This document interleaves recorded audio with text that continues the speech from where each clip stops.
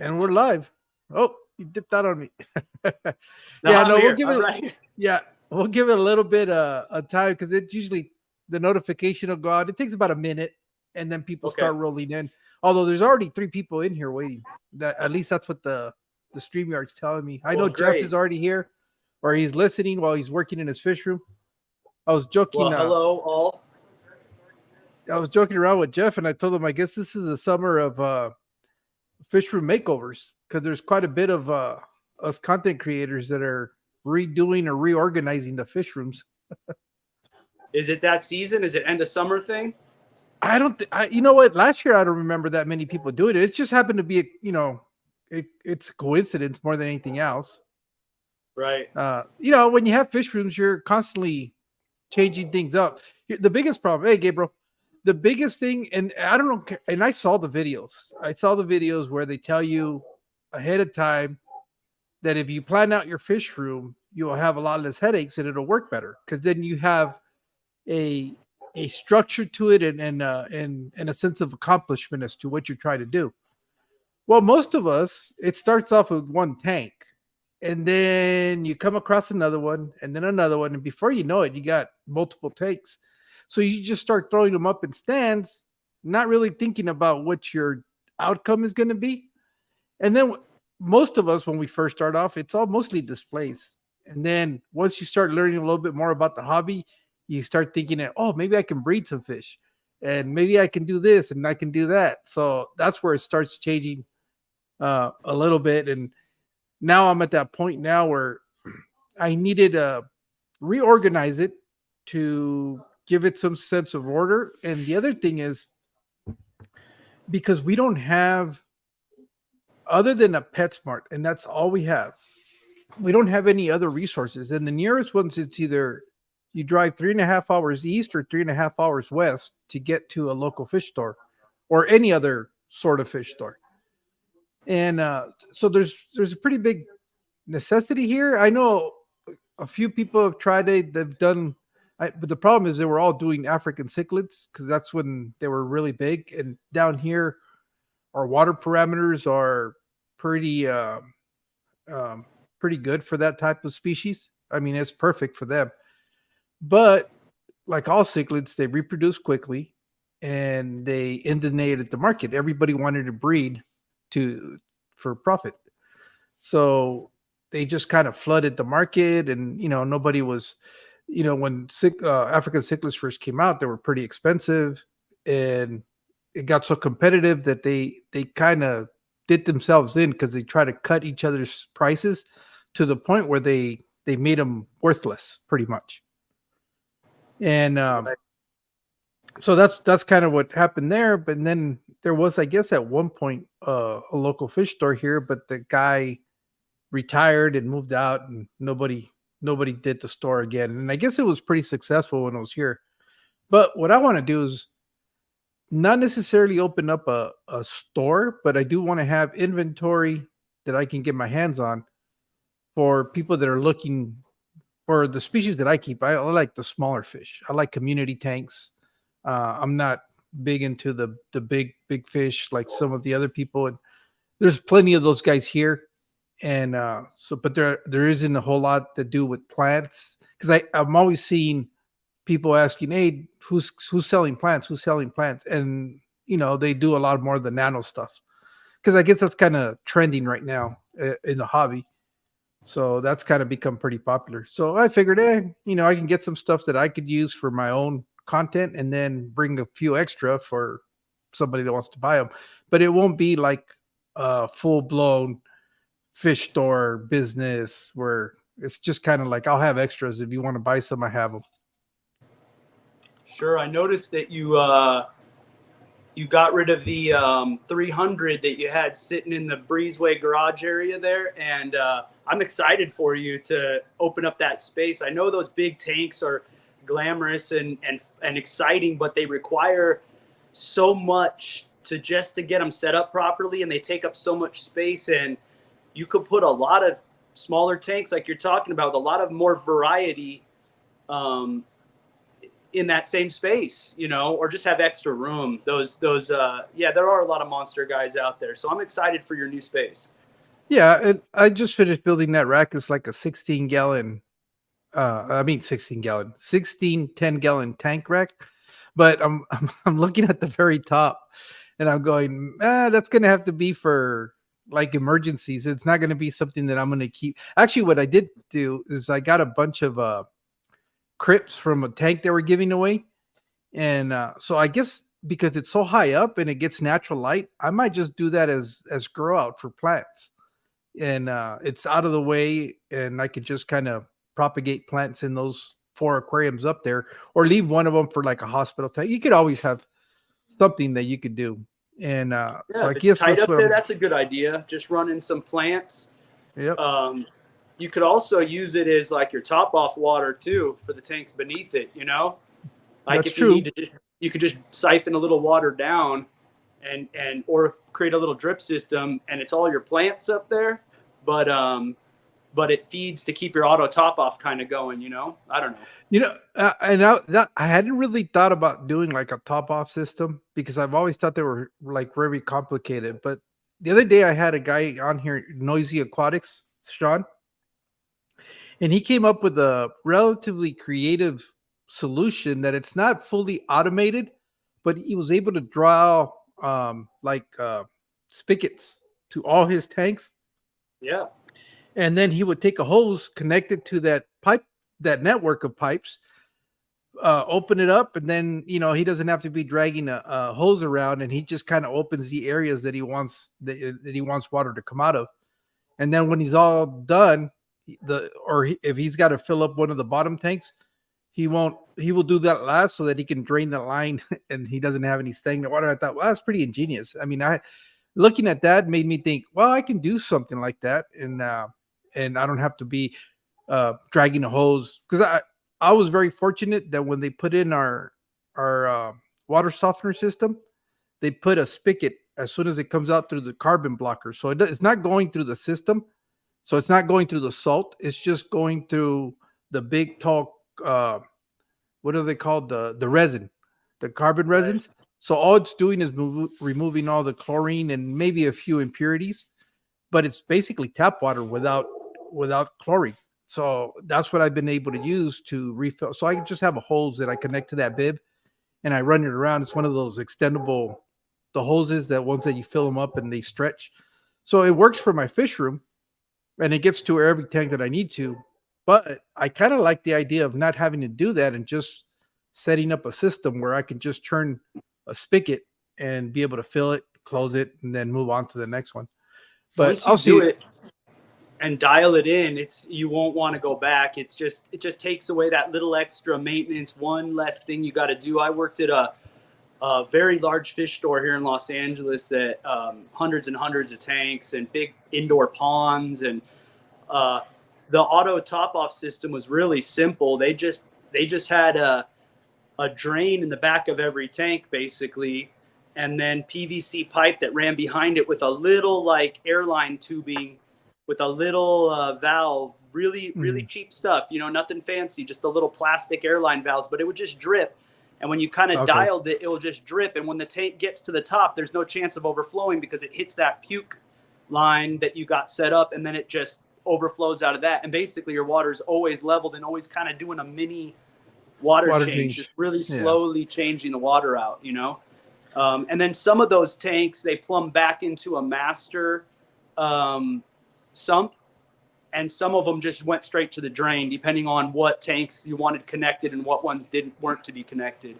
But it was really nice having an auto top off system because you just didn't have to think about anything running dry or, concentrations of your water can go up too. So if you have, contaminants in your water, every little bit of volume you lose, you're increasing your contaminant parts per million, of whatever's going on in there. So it's nice to have the full volume of water and not stain. Sometimes when they go low for a little bit, you get Yeah. those hard water deposit calcium stains, and it's nice to have it at a consistent level.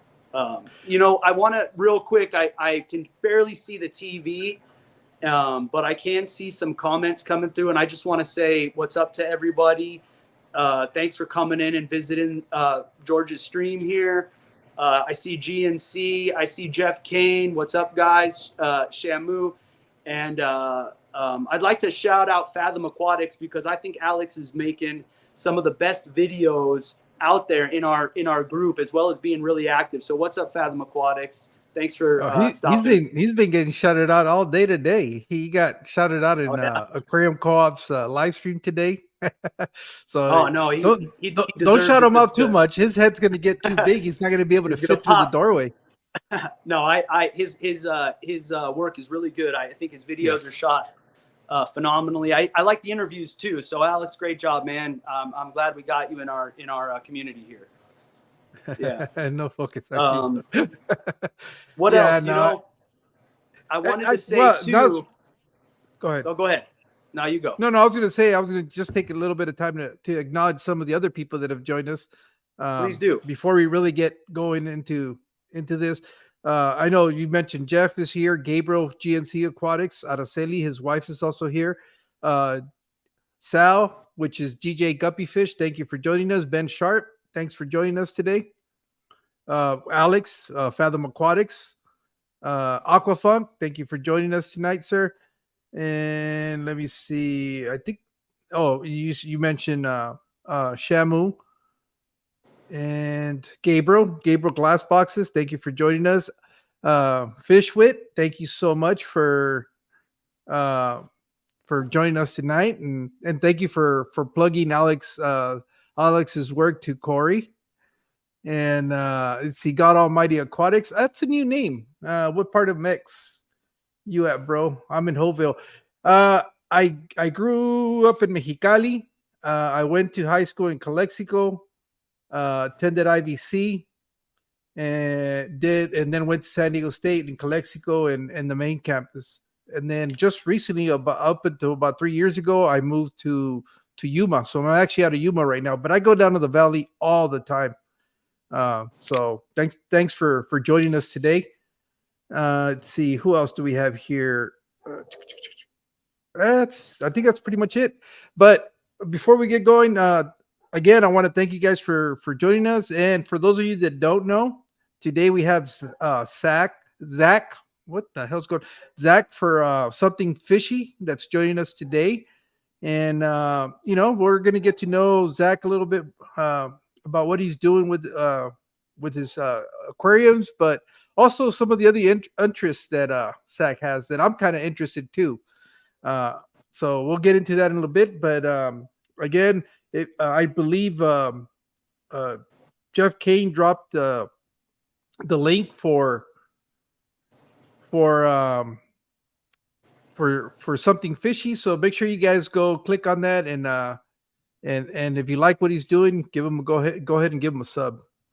So with that being said, I just try to say, Ashley Bentley Mexicali, look for her last video. When in the chat, it's available to reply. You might be.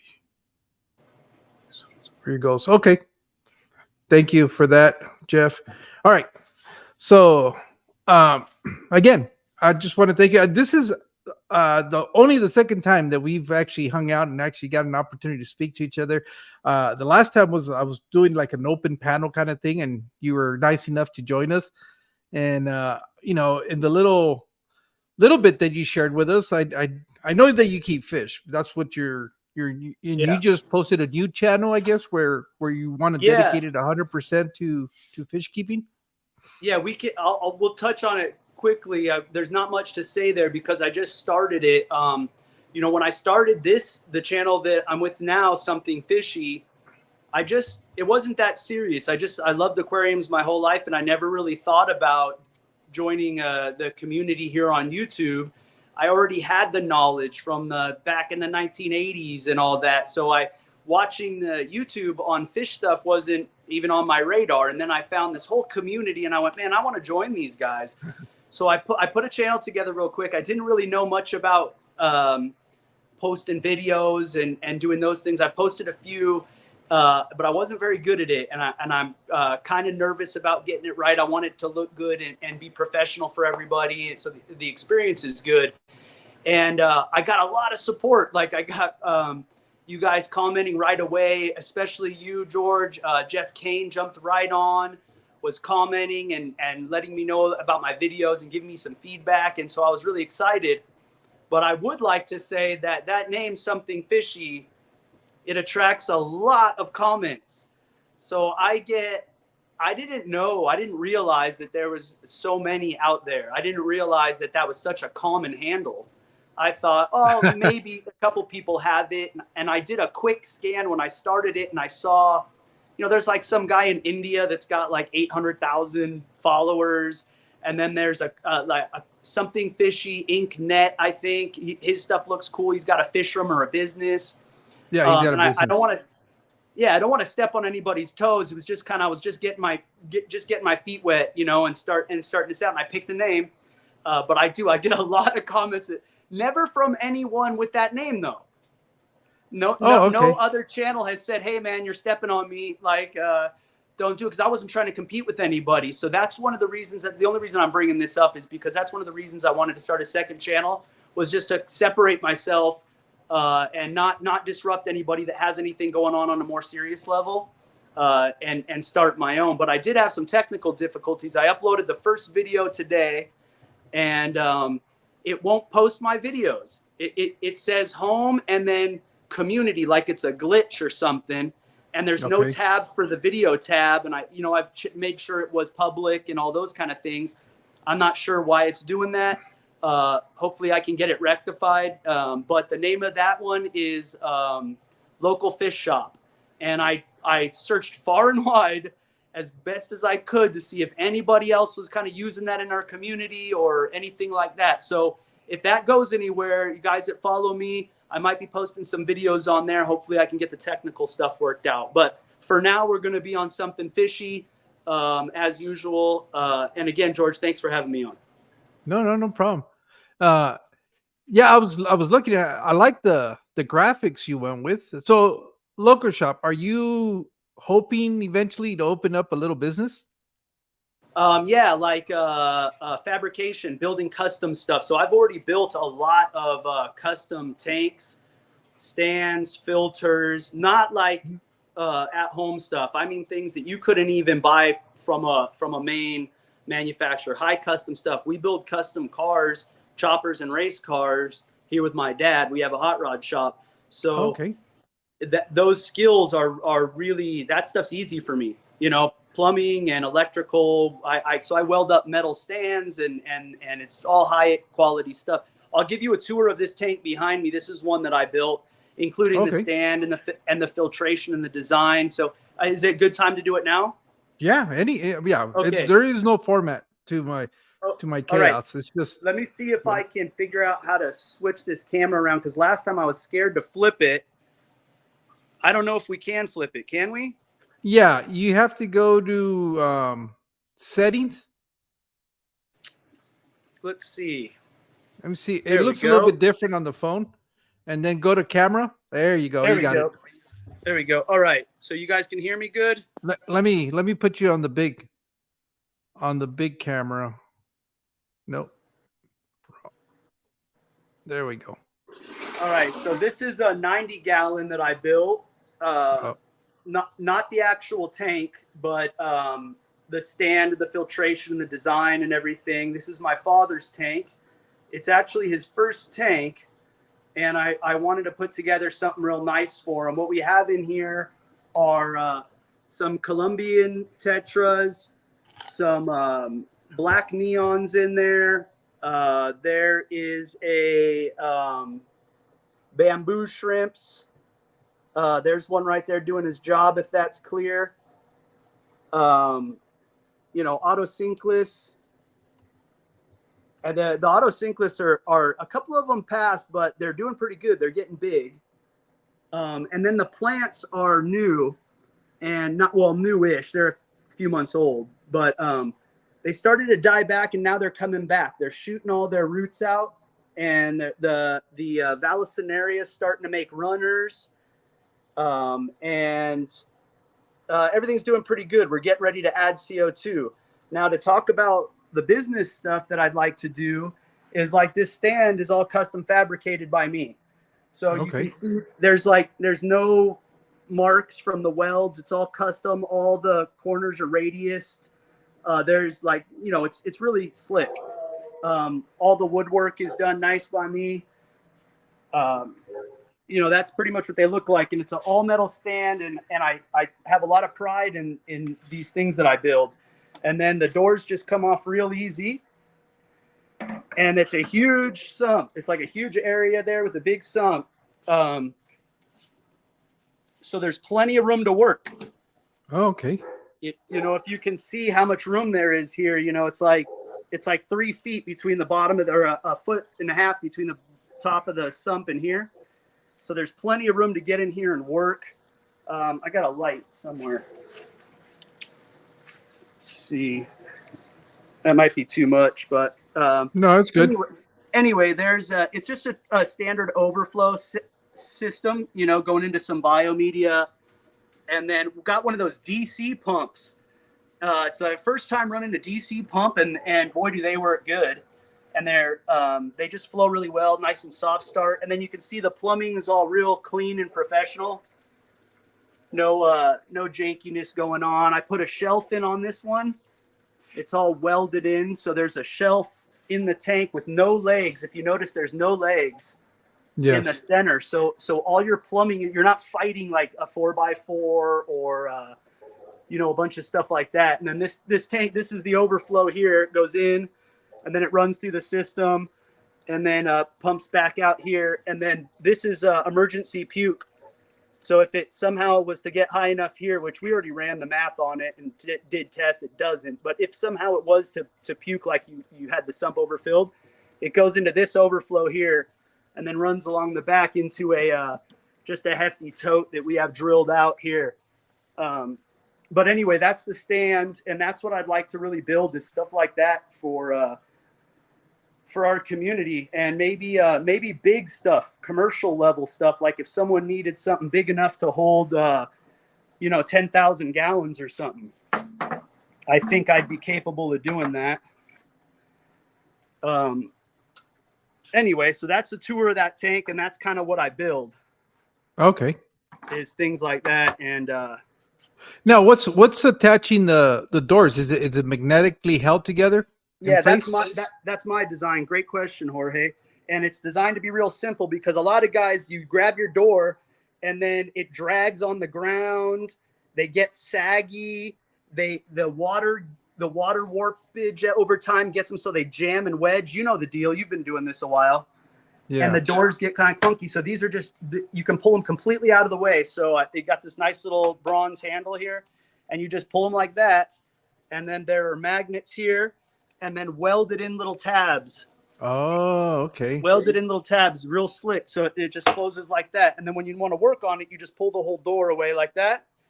And there's nothing encumbering your work. So like you don't have a door hanging out right here to trip on, or something that you got to swing out of the way, or maybe it would drag on the floor, the concrete. None of that's a factor here. You can just completely remove it and get a nice open thing. That just comes from years of experience and not wanting to fuss with those type of things, And then, you just set it back on like this, real easy. And then you just, the bottom has also got little tabs to keep it from kicking in. Yep, exactly. Yep. Yeah. Nice. Oh, it's got also magnets down there. Very nice. Yeah. It's all four corners. Yep. It's all four corners on both doors. So, I've built a few of these for people out here. I've probably built about 3 of them or 4 of them that are currently in use. And they call them Zach's Design. So like the guys are building them and they're familiar with me because I've been doing them for, I don't know, maybe 10 years or so. I've been building them, a couple of them for other people. Not many, but they're high level, I started off with like what do you call it? Doing it yourself with the wood and everything. But I've moved past that now. Okay. Well, it's a smaller profile. It's stronger than if you're trying to use wood. So yeah, it's just smart to be able to go with the with the metal frames. Yeah, you're right. Yeah, the profile's lower. The profile's lower, and the weight's actually less, George. You know what's really surprising is you think like, oh, this big heavy thing here. I'm just readjusting my camera, guys. Sorry. It's all made out of metal, but the fact actually is it ends up being lighter. I don't know what happened here with my video. I can see you. It just I can't see you. Huh. I don't know what Okay. I did. We can keep talking as long as you can hear me. I'll try to fix it. Yeah. No. And well, that I didn't know that you did some of the fabricating. I mean, that's really neat. Now, where are you located? Los Angeles. Okay, you're in the LA area. Yeah. Yeah, I sort of figured that because I also noticed that when you went to that fish event that happened out in Pomona, but you went on Sunday, huh? Yeah, I did. I went on Sunday. I would have liked to see you guys. We didn't get the opportunity to cross up. You guys went Saturday, but you know what, George? I had a long week that week, and man, I'm messing this all up here. I'm trying to get us back. He said you had a comment there from Alex. He said you might want to hit the preview button. It's just showing me on the screen, and then it says edit, name, headline, avatar, and I can't get back to where I was. Is there an X at the top corner of that little top left corner? Maybe if I switch it. No, there's not. It's like all grayed out. Let me see if I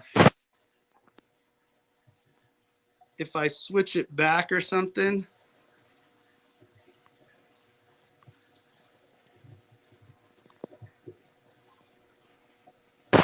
No, it just gives me an option for audio. Oh, there we go. I don't know what fixed it. I don't know how I fixed it.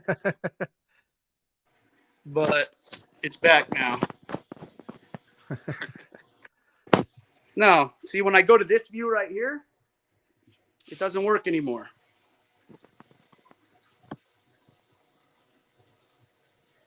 I got the TV going. I don't know.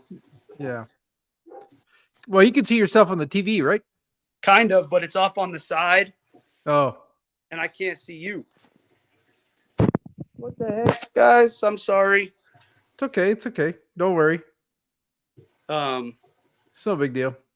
I don't know what happened. It switched up. Let me go to the camera. Go into the camera selection. See if it'll let you go back to forward. It just says like edit name and headline, edit audio avatar. Huh. Maybe I can get you guys to come to Huntington Beach. Oh, okay. That's Shamu saying, who's he inviting? My new friends. I guess all of us that are within driving distance to Shamu to go help him aquascape his tank. Yeah. Where's he at? He's in Huntington Beach. Oh yeah, that's just down the street. That's no big deal. And Geek Boy says that it's probably a good thing you can't see me.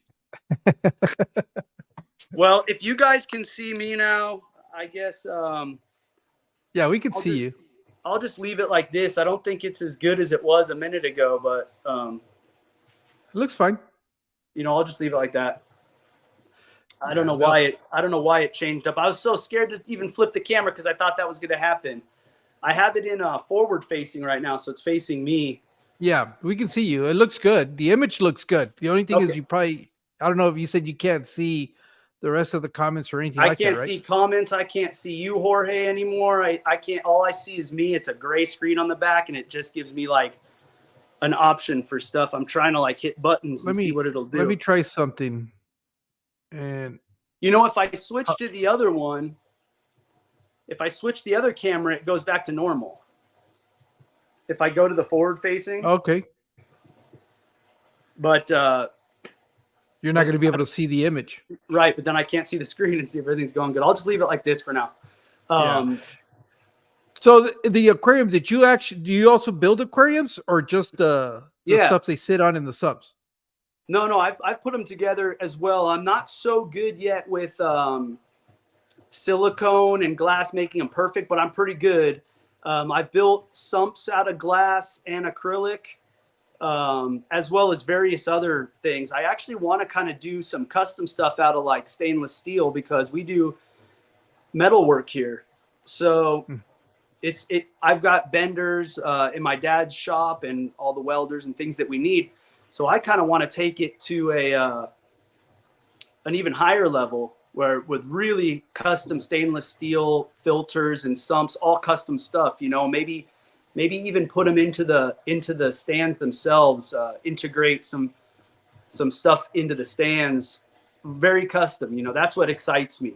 I really like filtration, electrical, custom fabrication, plumbing. I enjoy all that a lot, and I like designing it and making it work. So it'd be awesome to be able to find clients out there that would be interested in things like that. I can pick on you guys a little bit because I see your stands, and some of them are sad, and they, like, you guys are putting wood on cinder blocks, and I know it's affordable and it works and stuff, but like if you went to your mechanic and he had your car up on cinder blocks with wood across it and said, "Oh, that's always works. It works fine," you'd kind of be and I feel the same way about these stands. Like, we're putting a lot of water and a lot of investment and time into these. And I really like the idea of being able to make like something not only beautiful, but very functional and long lasting, I do know that we try to do things budget in this hobby. Now, how are you managing the corrosion on the metal? Is the material using? They're all paint. Sorry. Oh, okay. It's just painted.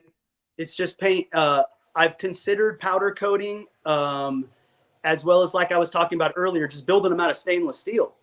So I could build them out of stainless steel and coat them out of whatever we want. Some companies use extruded aluminum. There's some companies you can buy these big extruded aluminum ones, and I don't like that idea. I don't really like the idea of aluminum underneath all that weight, and I know if you overbuild it, it works. I also don't like the extruded aluminum with the junctions and the joints, because those are all places to rack, and those are all places that eventually are going to probably fail on you, or at least become,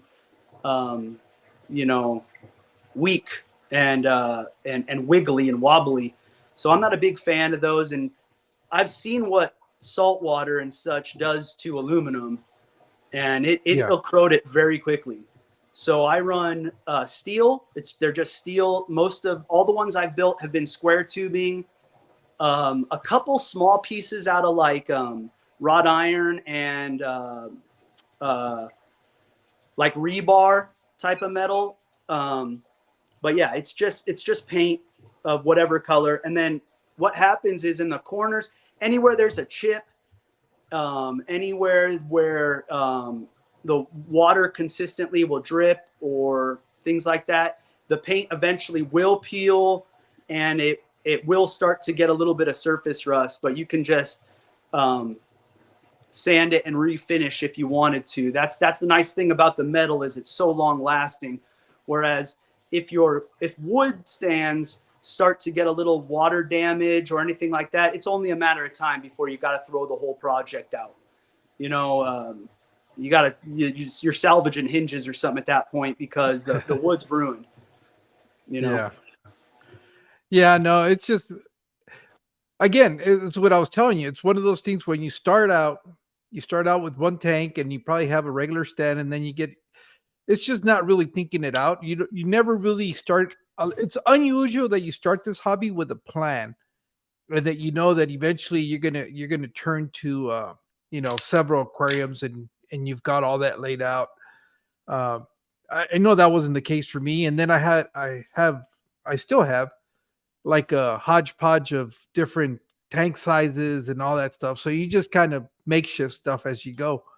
But it got to a point now where, and then the other thing is, when I first started, I wasn't sure if this was something how long I was going to stick with it. So I didn't want to invest a lot up front. It was just kind of like, well, let's see how this plays out. But now, the longer that I've been doing this, the more that I realize that I'll be keeping aquariums from now till I'm no longer here.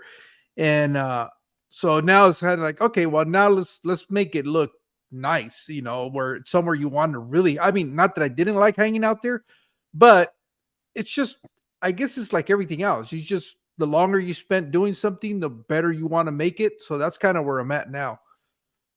Yeah, but yeah, like if you build if people that get into cars say, and I have a lot of experience with automobiles, hot rods and such, custom cars and lowriders and things. And, when people first get into it, it's the paint, right? I'm going to make it look this way. It doesn't really matter. I'm not saying it has to be shiny. Some guys like patina.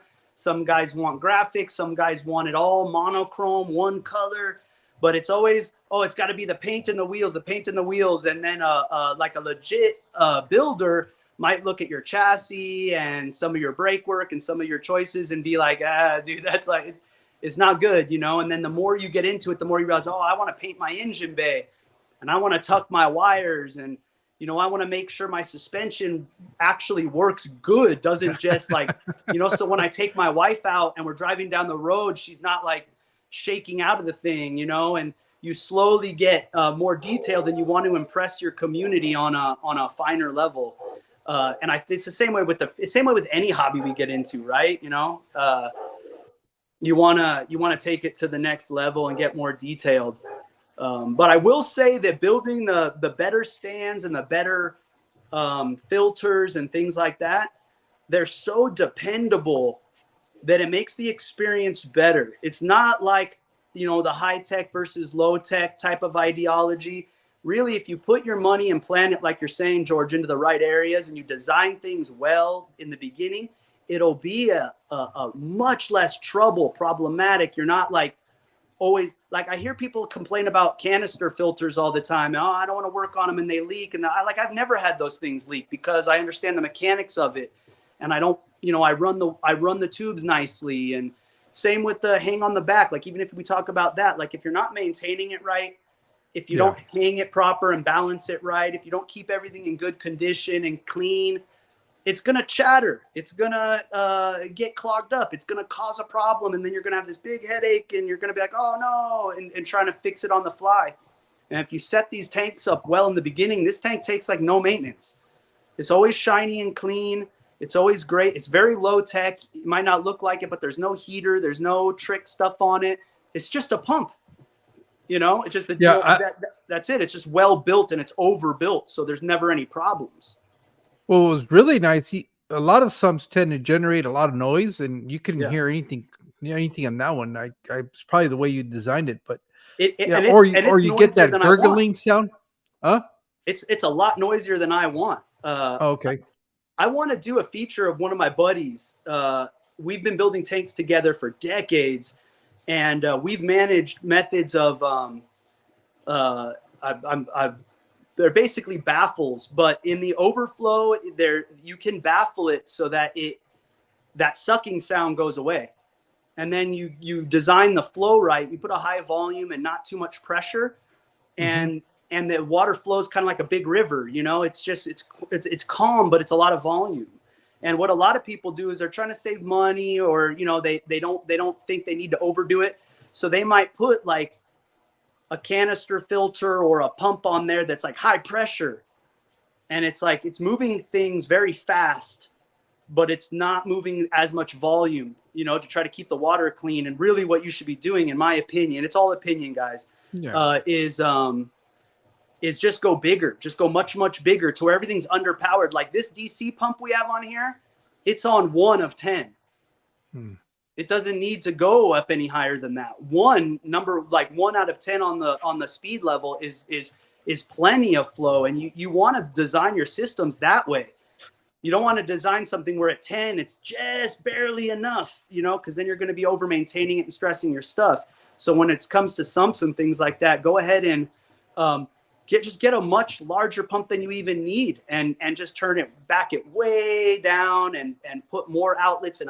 Like the overflow on this is, I got my dad here. Was it 1.5 inches? Yes.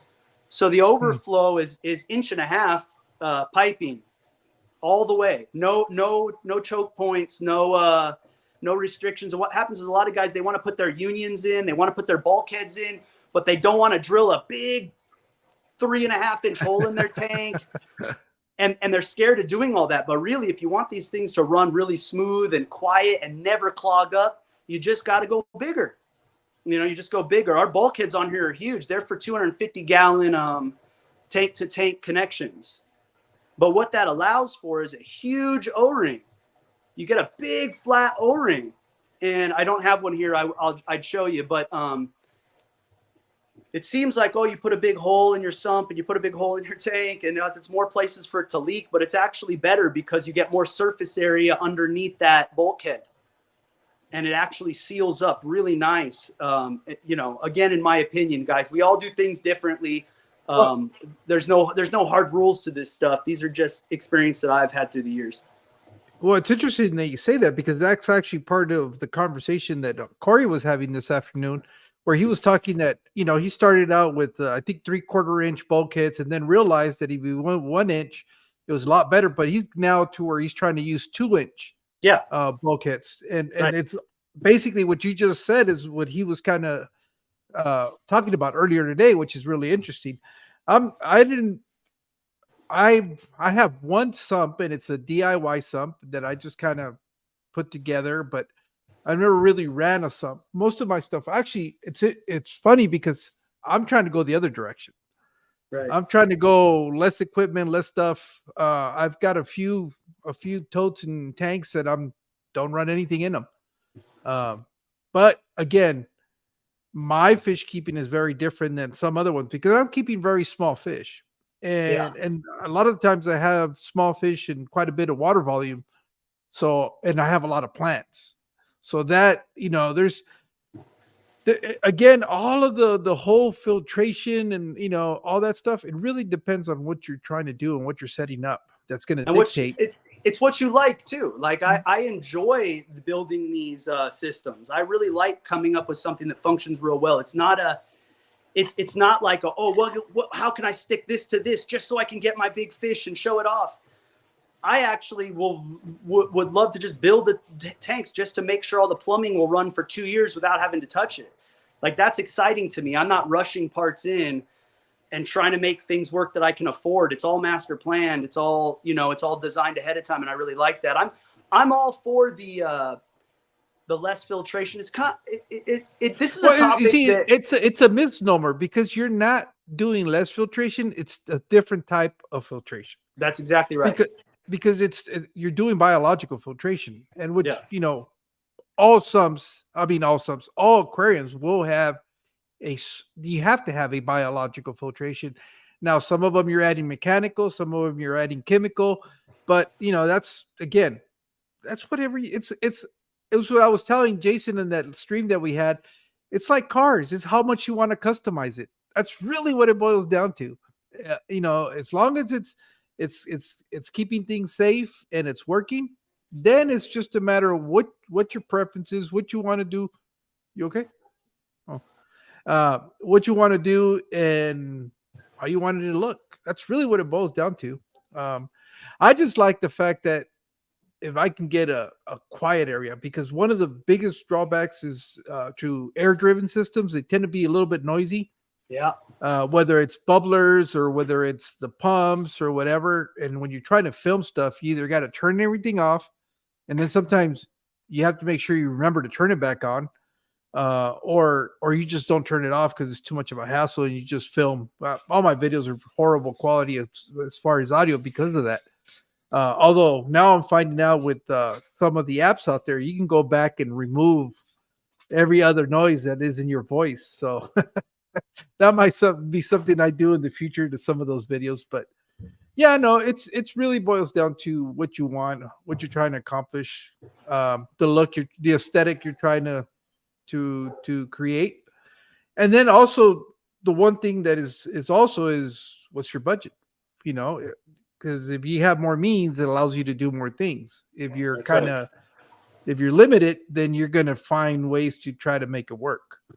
And but yeah, no, I think it's really neat what you're doing. I'm sure there's interest. I mean, especially in the LA area, because you could easily Yeah, find some high end they customers that gonna they got want bucks and something. big houses out here, and Yeah, they like spending their money on fancy stuff. So yeah, I haven't pushed it though. Like I say, I'm just kind of starting, and I built it for our community. You know, people that I already know that keep fish, and they decide like, hey man, I'm tired of this, you know, rickety wood thing, and I want more room under there, and you know, yeah. So those are the ones that I've designed and built so far, and they work pretty well. Um, yeah, you know, I also with the sump type of setup to defend it further is like I don't have a sponge in here. Like there's nothing in there's nothing in there. You know, yeah, it's just it's clean. all this. Yeah, it's all display. And if you do have to kind of fish a fish out, or if you have to do any maintenance, like you grab that sponge and you either got to put a plastic bag. Oh, that's a good tip for those of you that maybe are kind of new to fish keeping. If you're watching this, put a plastic bag in around your sponge if you haven't cleaned it in a while, and then lift it out, because when you Yeah, go lift it out, a lot of times that sediment will just go blah right in your tank. And with a sump, you don't have to worry about any of that stuff. It all stays contained down in the bottom. You can even do water changes while it's still running. You just leave everything running and you just suck out of the sump and then put the water back in. It doesn't have to be expensive. It really doesn't. It can be pretty affordable, depending on what you're comparing it to, you know? yeah, yeah. Like I said, the only reason I don't like sumps because I'm not very diligent at checking the water levels, especially because they're tucked away. They're out of sight, out of mind. Your aquarium could look like the water level's good. You go in there, you've only got about 4 inches left of water, and the pump's about to start drawing air. That's Uh, right. Yeah, you run dry on them if you don't keep it up. but that's again, that's just me though. That's why I know I'm not really big on subs because I don't do that. The problem is, I guess I kind of the less I have to do in the aquariums as far as maintenance and stuff, the better off I enjoy it. I know some people love tinkering with stuff and adjusting and moving, and they constantly want to get their hands wet and doing all that stuff, which is cool. That's again, it's your hobby, and like Happy Place Aquatic says it's your take, do it your way. Yeah. And I totally agree with that. That's at the end of the day, we're all gonna do what we enjoy. And I noticed that with a lot of those techie stuff is people that really like to get their hands in there and be working and doing things and adjusting and having a little bit more control. I kind of like to set it and forget it and just sit there and enjoy it. But I know it's like everything else. There's a market for everybody. I mean, that's why there's so many different types of filter systems in the market, so many different types of aquarium choices, whether it's glass, acrylic, or whatever it is you want Yeah. to use. And it It's all it's works. mhm. It all works. I got into fish, carnival goldfish, you know, probably 83 or 84. I was just a little kid, and I was down at the park, and they have a carnival every summer called the Watermelon Festival.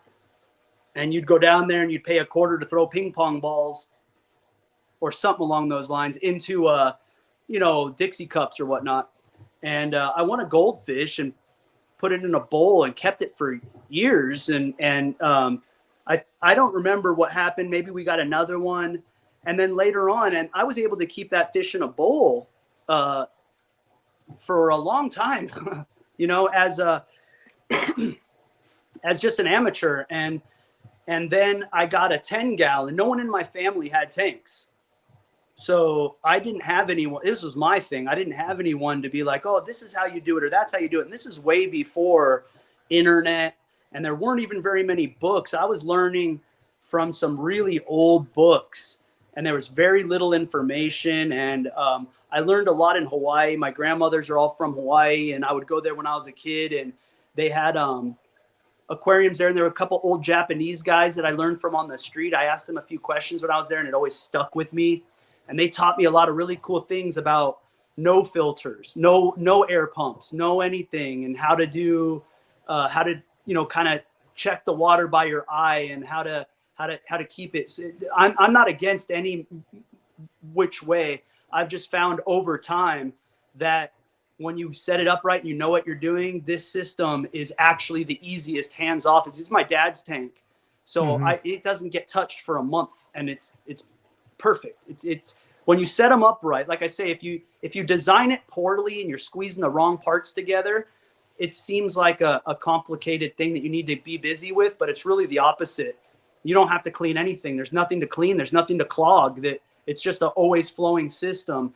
I do understand, though, that it can be a little intimidating to figure all that out at the start. But yeah, I got into under gravel after that. So I went from keeping fish in a bowl for a long time to a 10-gallon that I think my dad bought me. And back then, all there was under gravel. There wasn't even, I think possibly the Aqua Clear, maybe somebody else had a hang on the back, but that was considered high tech at the time. Like nobody was running anything like that. It was all under gravel.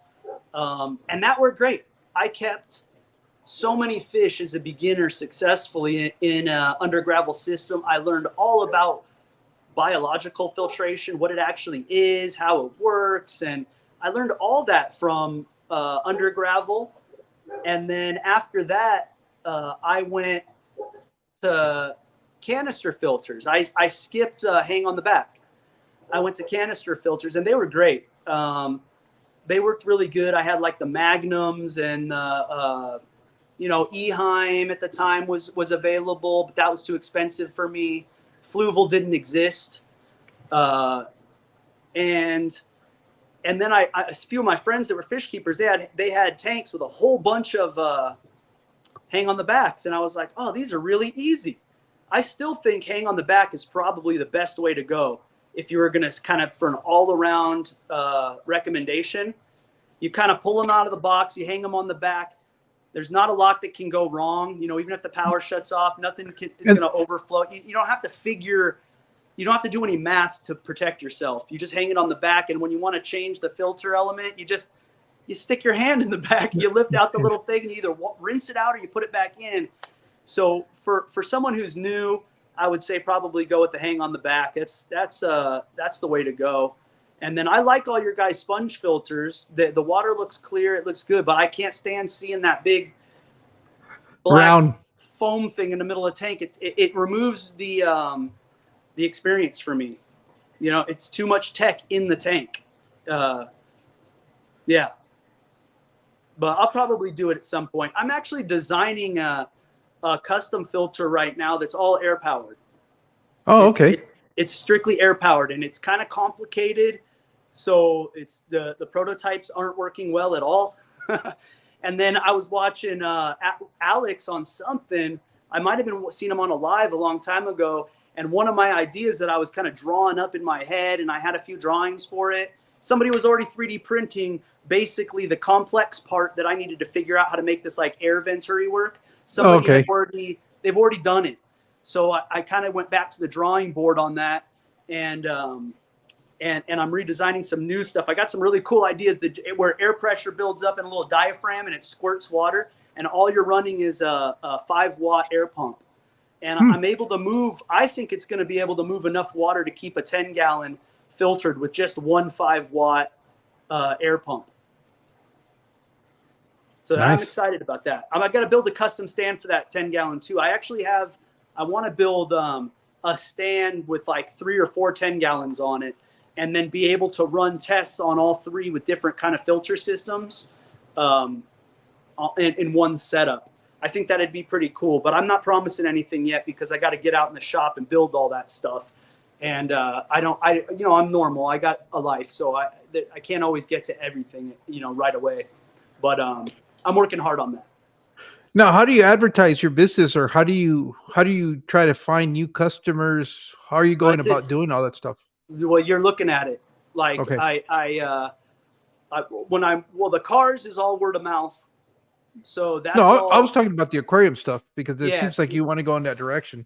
yeah, because I like it. I do it all the time. Like you said, I'm gonna have these. I'm gonna have these fish tanks probably my whole life. Same here. I've had them since I was like a little kid, like 3, 4 years old. I've been keeping fish, and now I'm 45, I think, and I still got them, and I'm setting them up for other people, and I'm building stands, so I don't see it going anywhere. So I thought, hey, since I'm good at fabricating and welding, and I love these fish tanks, I could probably offer something that a lot of people can't, or don't have the skills, the ability, the tools, things like that. I'm really have a step ahead because of the fabrication stuff that I've already done. So I thought, hey, man, I'll throw some stands together. So that's one of the reasons why I wanted to start the second channel, was to gear it more towards that. And I think I'm going to use YouTube and the community, guys like you and all our friends on here, to gain trust. And just hey, I know that guy. It's not just some random name. You don't know what country it's coming out of. You don't know anything. And so that's what I want to do first, is build myself in the community, build trust, and then maybe set you guys up, a few of you guys up, with some cool stands and some cool equipment and some cool things that's custom built, and let you R&D it and let you test it, and then go, hey man, this is top-notch stuff. Like I said, I've already got a few in the world out there. They're around Los Angeles, and they're all on big tanks. Like one of them I did for my friend Ken, and I think that's about 300 gallons, maybe 400 gallons. And then another one at I think it's about a 200 and something, maybe a 240 gallon tank. That's out in a place called Palmdale, which is a little north of us. And I've got those two have been in existence now for about 5+ years. And they love them. They love them. The people are copying them. The only thing is, is what you brought up already, and that is the surface. With abuse, and especially with salt water, the guys running reef tanks, the paint is in certain areas, it does start to peel up and it needs refinishing. I don't know how to address that besides possibly powder coating them, which would probably solve a lot of that. Meaning, like this one behind me doesn't really have any rust issues or any problems like that at all, any surface problems. And it's probably, the paint on it is 10 years old. That's Dad says 10. So if you get 10 years out of your surface, that's pretty good, I think. I don't know if it would reflect well in the cost. Like if I go, oh, well, powder coating is going to add an extra $200 to it, and it might go 20 years. Or you could get 10 years and simply need a refinish. But, the one behind me you can't visibly see any of those flaws. That's just stuff in the very, very corners, like little stuff. But we keep our setups really dry and properly. There's no leaks or drips, or there's no sloppiness in anything I build. It's always precision. It's always super clean. Also, I did have a deal. We have a lot of fish stores. Jorge, you said you're out around Yuma area, and there's not a lot of fish stores. That's a bummer. Here in Los Angeles, there's a lot. You can walk down one block and hit 3 or 4. So you can go around this corner, and there's just some hole in the wall place. It's just full of frags, like coral frags from floor to ceiling. And you can go to another place, and it's super pristine, high end, where each plant is $30. And then you can go to wholesalers. Like we have the LA wholesalers right by the airport, which is just, the airplanes fly in with all the fish from all over the world, and they're there in these huge wholesalers, and we get access to all that stuff. And all of them said yes to carrying my stands. Every single one of them that I talked to. When I first went around, this was a couple of years ago, and I asked, I'd go into the stores, and I was real nervous, and I was like, I don't quite have a full actual production product ready, but if I built some stands, like, could I put them in here and you guys put tanks on them? Unanimously, every fish store I went to said, absolutely, you bring it in, we'll put it in here and we'll sell it for you. So the support from the fish stores has been great. They seem like if I build a few and I put them in the stores, they'll get there. But that's only going to be local sales. I think my best bet at getting a larger market would be like here on YouTube, possibly creating a website and then, you know, trying to direct people from YouTube to a website. But I don't even, to be honest, Jorge, I don't even really want to get that business. I just want to build, you know, big custom stands for us. I don't want to get too much into like, you know, oh, we got to build this many units at this. I don't want to be a businessman. I like fabricating and I love our fish hobby. And I just want to play with our fish and I want to build things that make the experience better for you guys. You know, I want you guys to have better quality stuff and you guys to have a really be proud of what you own and have a really good trouble-free experience. I'm more into that than making a big living off of selling all you guys stands or, you know, custom builds or whatever. Yeah. Well, I think something like what's the dimensions on that aquarium that's behind you? It's a you know what? I don't have a tape. Let me grab a tape. It's a 48 inch. It's a 48 inch front. Yeah, hang on. Okay. Well, I'm going to take this time to go acknowledge some of the people that have been showing up. Let me go back to where we're at and also to see if there's any questions for us. Let me see. Talking about sponge filters. So we're 48. Okay, so it's a 48 by probably 2 feet. 48 by a little over 24 tall. Okay. And 19 deep. Oh, okay. I thought it was so it's almost like a 75 gallon except a little bit taller. I think when we measured it out the first time, it came out to just around 80 something. And then with the big sump we got in there, I just call it a 90. I figure it's about 90 gallons worth of water and overall volume. It's pretty close. Well, what I was getting at is it's actually a custom tank. It's not a standard. It's really close to a standard size, but my friend actually ordered it years ago. It's a hand-me-down for my buddy. And he had it custom designed to fit in this perfect slot in his house. So it's just barely off of what a standard one is. I think he spent like triple of what he could have just gotten a standard for like an inch or two dimension difference, but he wanted it a certain way. Yeah. Yeah, because also like that one, that 48 inch front is a very common dimension for a lot of aquariums.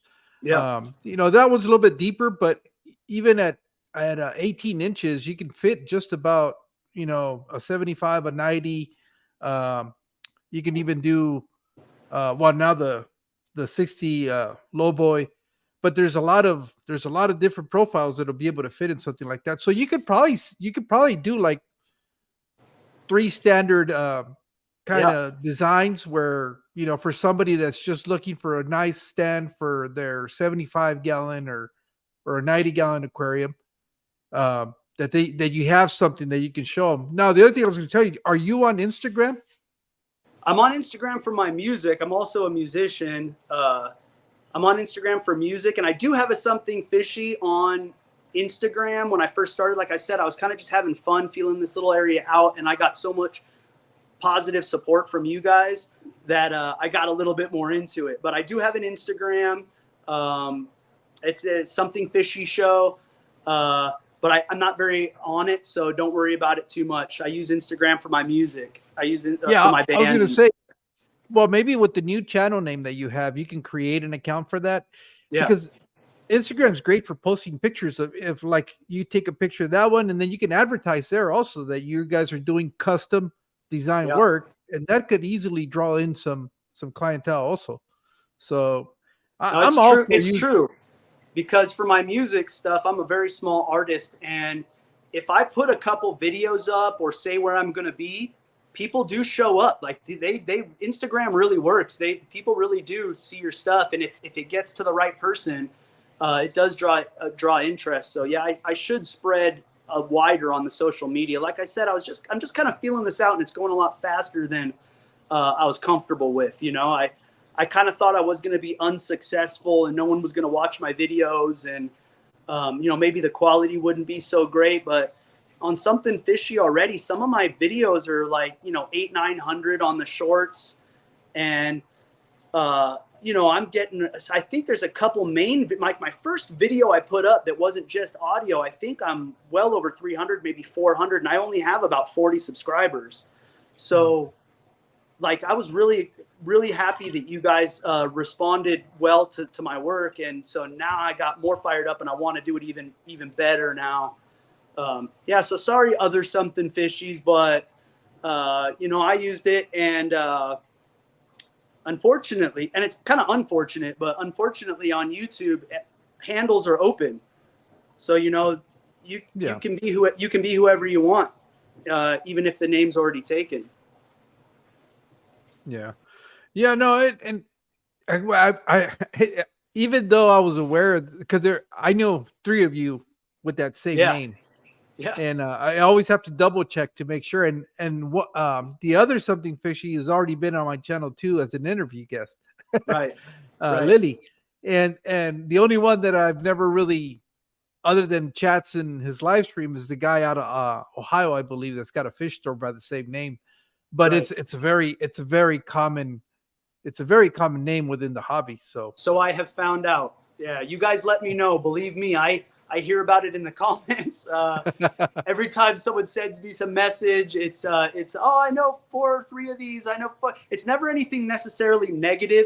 It's just I get it. I could see it the same way. If I wanted to look for Jorge and I gotta sift through 14 Mexicali fish keepers to find my buddy Jorge, yeah, that's a bummer. So that's one of the reasons I'm trying to transition over for you, and maybe I'll change just my handle on something fishy while I'm slowly trying to get that other channel growing. But that is called Local Fish Shop. I hope none of you have any what's the word I'm looking for?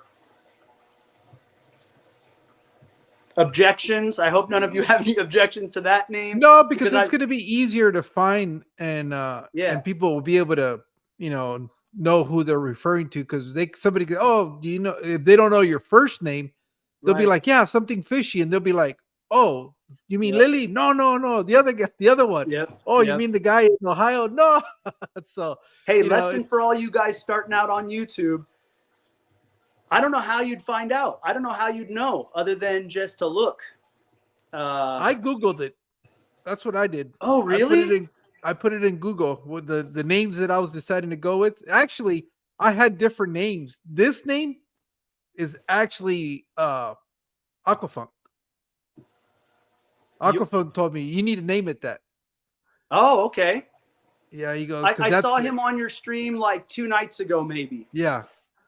Yeah, and it was because I was, at the time, I was living in Mexicali, and I was in the process of trying to start a fish club. They've never had a fish club down there. Mexicali's in Mexico. I live on the border. I literally live on the border, and so they had never had anything like that over there. So I was trying to organize it, trying to learn all that stuff, and I was watching one of Funk's live streams. And I kind of comment on there. He goes, "Hey, any advice for somebody trying to start a new fish club?" And I told him, I've got a meeting this weekend, and it's going to be, but it's in Mexico. And he got all excited about it. Oh, that's so cool!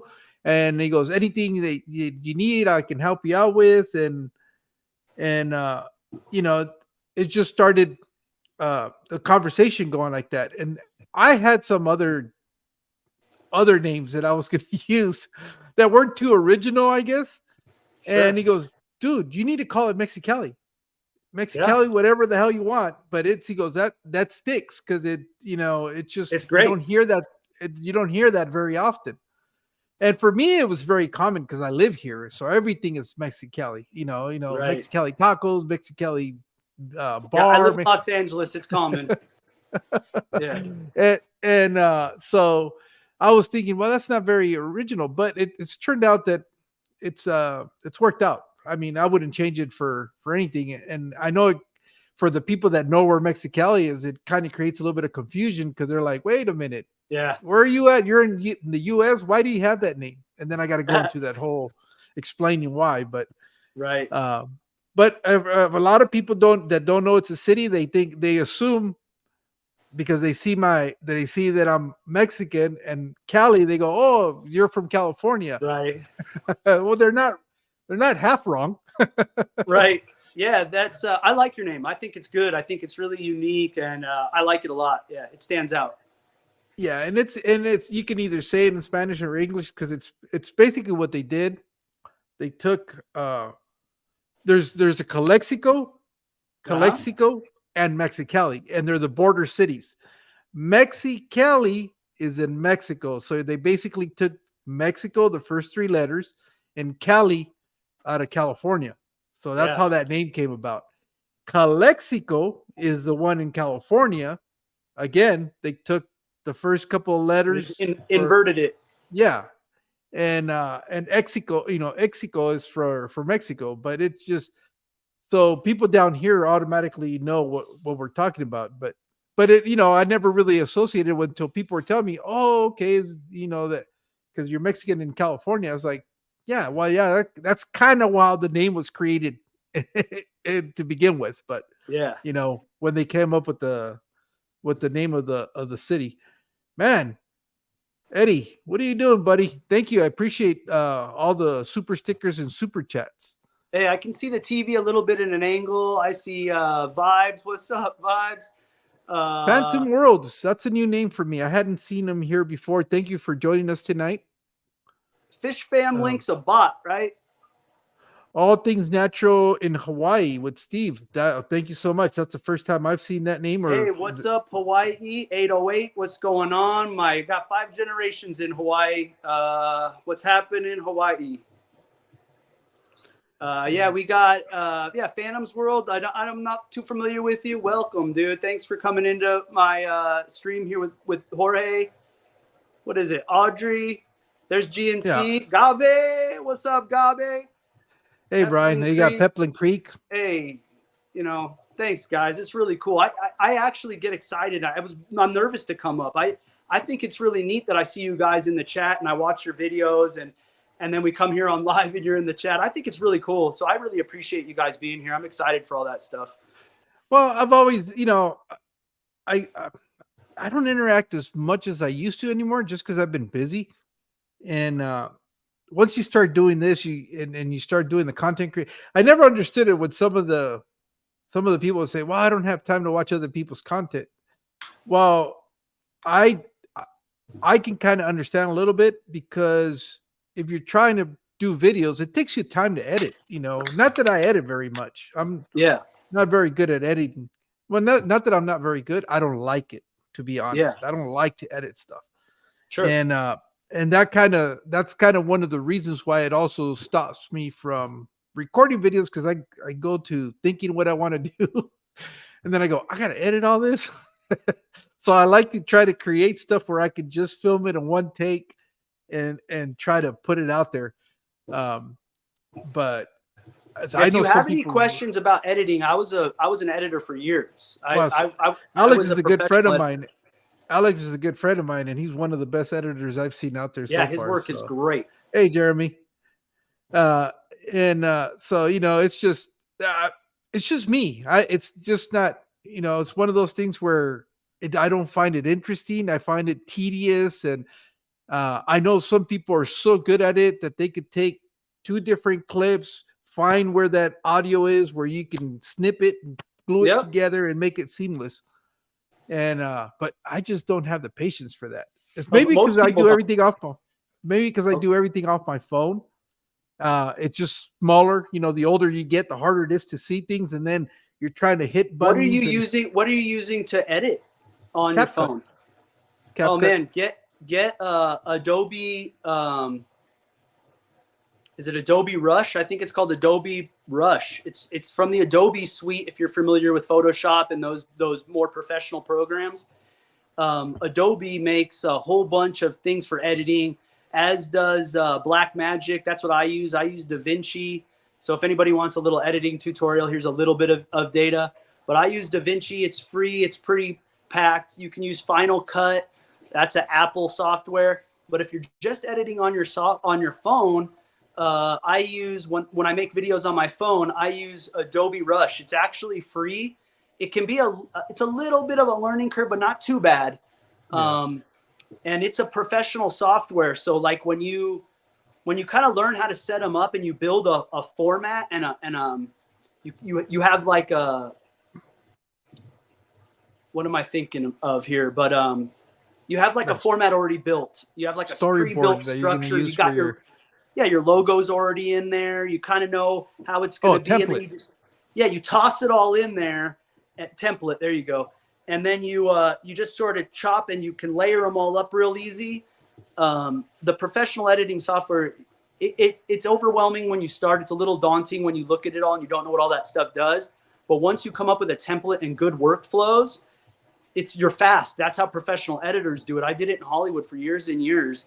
And the only way you can pump out, all these films and shows in a day is by becoming really proficient at it and coming up with templates and forms. And once you do that, it's not quite as bad. Unfortunately, the only option if you don't like editing is to pay someone else to edit. Yeah. And editors usually aren't cheap. And then you also have to trust your stuff, and you have to deal with like sending your, like uploading all this gigabytes worth of crap to some guy, and then he's got to figure it. So you kind of have to do it yourself if you're a YouTuber, or pull what you're pulling. You try your best to do no edits. These lives are good for that, right? You don't have to go back and edit. No. So it's just one of those things where I've tried it. Actually, I've tweaked it a little bit to try to make it a little bit more appealing. I know I've tried working a little bit more on my thumbnails, that kind of stuff, and I've been suggested a couple of different apps to be able to do that, and I've kind of been doing that, a little bit of that, but it's that part. It's just I rather get on the camera and just talk. And if we want to talk about something, I can explain it to you, or we can have a conversation. It's just easier. But again, that's not what I really enjoy doing, is sitting there. I mean, I could film a whole bunch of different stuff, but it's just going back and try to piece everything together.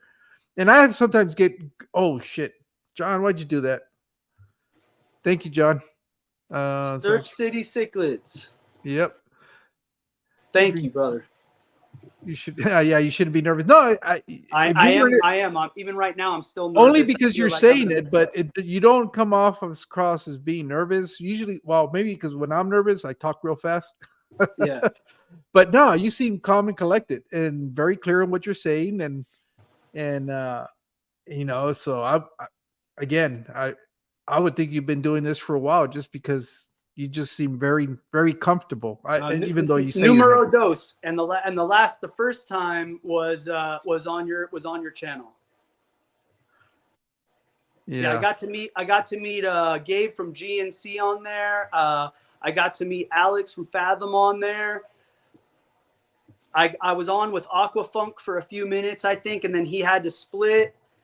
And maybe one other person. But yeah, that was my first join in. So yeah, the biggest thing I worry about is like, sometimes when I watch people's channels, the video and the audio quality is really, I'll just be frank, it's crappy, it's shitty. It sounds like shit. They're all wobbly. It's kind of blurry, and I want to support, but like you were saying earlier, sometimes people don't have time to watch people's stuff. I do like watching your guys' stuff. I like watching a lot of your stuff, but if it's shitty, I can't sit through it. Like, I only have so much time. So like, if it's bad, and I just didn't want to bring that to your stream is all. That's what makes me nervous. Yeah. No, you're doing fine, but my videos are exactly what you described. No. What are you talking about? What are you talking about? No. It's all handheld camera movements, just the phone. Actually, my only saving grace is that the technology on these little, you can't even see them. The technology on these little things has improved so much, that it makes you seem like you know what you're doing when it comes to filming, because it'll adjust light and everything for you. But if it wasn't for that, I don't know, I probably wouldn't be putting out videos. Yeah, now you're running on. I see you with your headphones, and you're running through your computer to stream, right? Yes. And then you're running USB, plugging all this stuff in USB through your camera, yeah? I've got a boom mic too. It's just right now I'm running the the green screen of my fish room because my fish room, I'm tearing it all apart. I'm moving stuff around and it's real chaotic. I thought you So were overheated. I could see the little halo from the green screen, and I thought you were overheated. I figured, oh, it's just 1,000 degrees in the wow, garage there in Arizona, and you were like, nah, I'm gonna do it from the house. no, it is hot in there, but I've done them. I've done them from there because I've got some fans and stuff. That's the other thing that it's a lot quieter if I do it here, or at least I Yeah. think it is because I'm not hearing the fans blowing. Yeah, Really, what I need to do is start saving up some money and buy myself one of those mini split units yeah. and and nip all these problems in the rear end. You And know, I got a little house on the hill, and I got it's like a cabin, and I got one of those floor units where it's a heater and an air conditioner, just an air pump. yeah, So it can be a heater or an air conditioner, and it's a floor unit, and you just put the big like 4-inch exit pipe out the wall. I actually drilled a hole in my wall and just put a nice little flange outside, and that cools down at 100 degrees. It takes about 600 square feet with vaulted ceiling, 600 square feet, and it'll drop at almost 20 degrees. Mm. So that's less than a mini split in cost. It's probably a quarter or less of, and there's not as much. You don't have to do as much modification to your house. The mini split, I think you just have to drill 2 holes to put the coolant lines through, I believe, and then That's mount one. it up there on the top. Then you have to pour a pad out in the yard, unless you have concrete already, and then put the unit out there. Yeah. Whereas the floor unit, the only thing is with the floor unit, it would make noise. Yeah. Yeah. Whereas the mini split, then most of the compressor's you outside. you have to duct. You have to run a duct so that it goes. Yep. The exhaust goes out somewhere. So Yeah, I just drilled a hole in my wall right behind it, so it just shoots straight out the wall. Well, we're all cinder block buildings. Oh yeah, that's a lot of cinder work. block construction for us. So, Yeah. if I'm going to drill something, might as well just drill what a Yep. unit that's going to be able to handle that. Plus, That's it's right. just too hot. It's just too freaking hot. As a matter of fact, I was just looking at the computer and it popped up a advisory for tomorrow for high heat index. And so we're going to be probably again like 114, 115. But that's just, we just know that's Right. we live in the desert. So, Yeah, we're spoiled here in Los Angeles because I live in the desert too, but it's so temperate compared to like what you guys have. Like we do occasionally we touch into those triple digits and up there at 110, but it's always at like 12% humidity, and then by 9 o'clock at night it's 5 degrees, and then by midnight it's down in the low 70s. So we don't have to fight it as bad as you guys do out there in the real desert. It's momentary, the heat. It's during the peak of the day, and you just it's not that bad. I remember when I lived in northern Nevada, that's the way it was. I used to love it because it would get to about 105 during the day, but once I got off of work, my wife and I could sit out in the back patio in the evenings, and it'd be like mid to high 70s with a breeze coming in from the mountains. So it was always nice. I mean, I think the house that we were living in didn't have air conditioning. It just had a swamp cooler, which I hadn't seen that in years. And that was enough to cool the whole house, even during the peak of the heat. So it wasn't bad. Just here, it's constantly hot. I mean, you go outside right now and you go walk on the asphalt. It's 9:30 right now, or going to be 9:30. It's going to be hot. You can probably burn your feet. You have so much of that radiant heat that just gets trapped during the day and gets released at night. So there's no let up. That's it's always hot. As a matter of fact, my pool right now is probably sitting in the high 80s. It's like going into a hot tub. Yeah, I've experienced some pretty high heat out in Vegas. You leave LA and then you go, we go, east, mainly east and northeast. And just even by the time you get out to like Baker and Barstow, it starts to get pretty extreme. And then by the time you're getting close to Nevada, it's a different world in just 2 hours. You drive 2 hours east, and it's can be 130 degrees. One year I went to Vegas, and it was like in Baker, I think it was 132. And I got to Vegas, and there were cars just breaking down, and some of the tires would pop, and it would that was incredible. Those kind of temperatures. Whew, I don't know Well, how you you didn't guys even have to handle go it. to Vegas. All you got to do is drive to Palm Springs, and you're going to hit exactly our weather.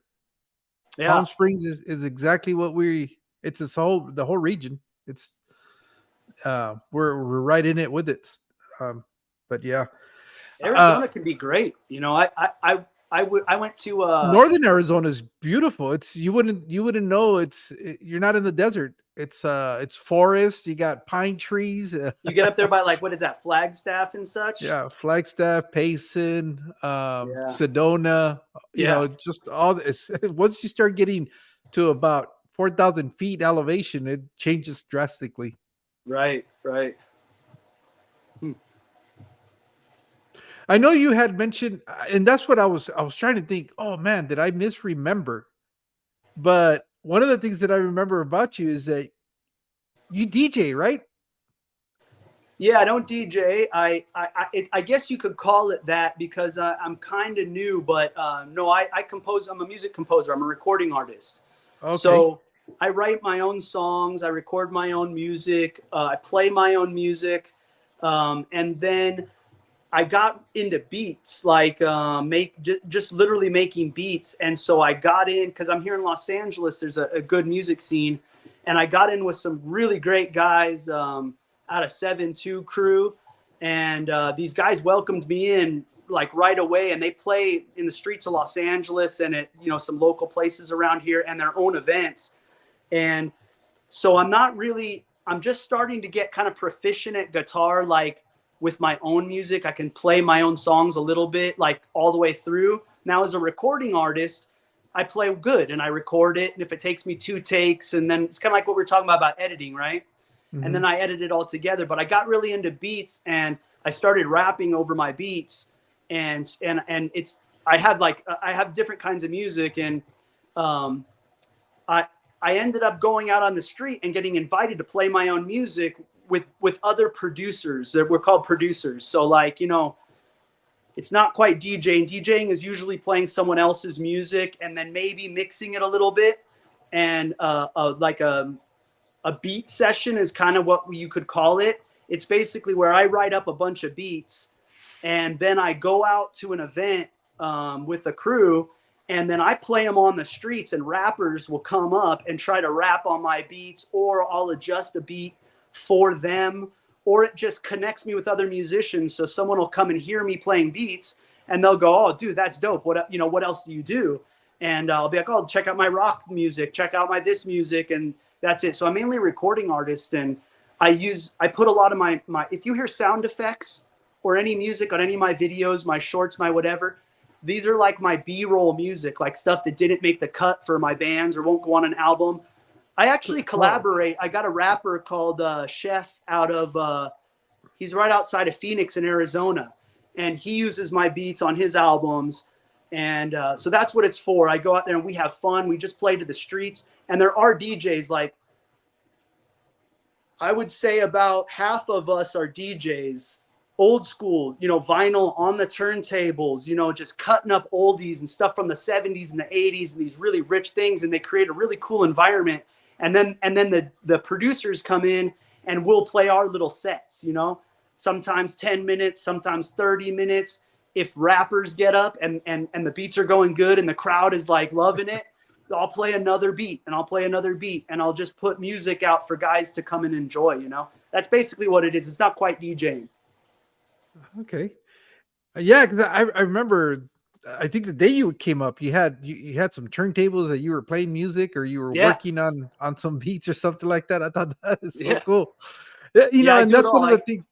I got That's one of bass, the guitar, drum sets. I play all acoustic instruments too. I'm not good at any of them, like from a live performance set, meaning I don't sit around, and it might be hard for non-musicians to understand, but there's guys out there that They practice all day their 10 songs from their new album or whatever, and they practice with the band, and then hopefully a record label picks up their music, and then they go perform those live to try to promote sales of the album. And all day they're practicing live. Most of my friends are live performing artists, and I'm just a recording artist, so I just write and compose music, and then live artists will use it. Like somebody else might want to buy one of my songs, or just use it, like I said, underneath their rapping. And unfortunately, I haven't sold any albums yet, but I didn't really get into it for that. I'm just passionate about the art. I really love making music. I make a song basically every day. Hey, if any of you guys want like, and I know you, no randos, but if I know one of you guys and you want a little jingle or a little beat, let me know. Shoot an email or something like that. I'll toss a little something custom to you, so that way you don't get copyright syncs or anything like that, because that nullifies all that. So if I write you a beat and you have permission to use it, you don't have to worry about getting a copyright claim. So you can collect all the money from your videos if you have a composer writing it, you know? So you want to write your own music for YouTube if you can, because it'll prevent you getting copyright strikes. Yeah, no, and that would be really cool. For a while there, I was looking at some of the beats that they're on there that are, what are they called? Yeah, they're not copyrighted. But yeah, that you can just they just tell you to go ahead and just mention their work, but that's about it. But yeah, though they can put a claim on it, and they can tell you to take it down, or they can monetize for it, because the artist has the rights. So you know, you got to be careful what you do with music, unless you just go, you know, fuck it, dude. If I get a copyright strike, I'm not into it for monetization. Like I did the LA Pet Fair Aquarium Super Show, and there was a DJ there, and so of course it's music. I'm gonna push him right out of the gate on the video, and I already knew he's playing "Ring My Bell" and a bunch of songs that are huge hits. I already knew this one's getting copyright strike, but I don't care. I'm not monetized. So that was of no factor to me. But yeah, you know, music can be tough, but it can really help out. You know, it can really bring your videos to like the next level in terms of engagement, how long people watch, things like that. That is the one thing that I do like doing, and I'm more limited on my videos on YouTube, but on Instagram, one of the things that I really like is finding the right piece of music for the video that I'm putting out. That's one thing that I do enjoy doing. That kind of editing is what I really like.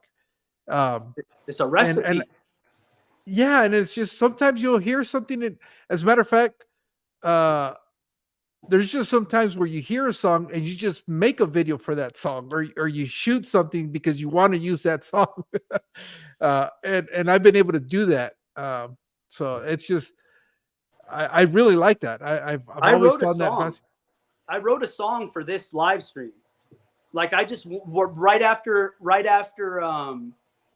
we scheduled, I was like just sitting there making music, and I was like, you know what, man, I'm gonna make a little You got it handy?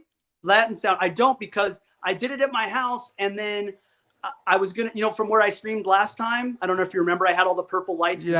That's my band room. That's where that's what I remember. I was thinking when we. But I wanted remember to he was playing music the whole. Yeah, I wanted to put the big fish tank up for the audience, and and I wanted to be obviously to promote your business. Yeah, but I did. I wrote a song called "Viva Mexico."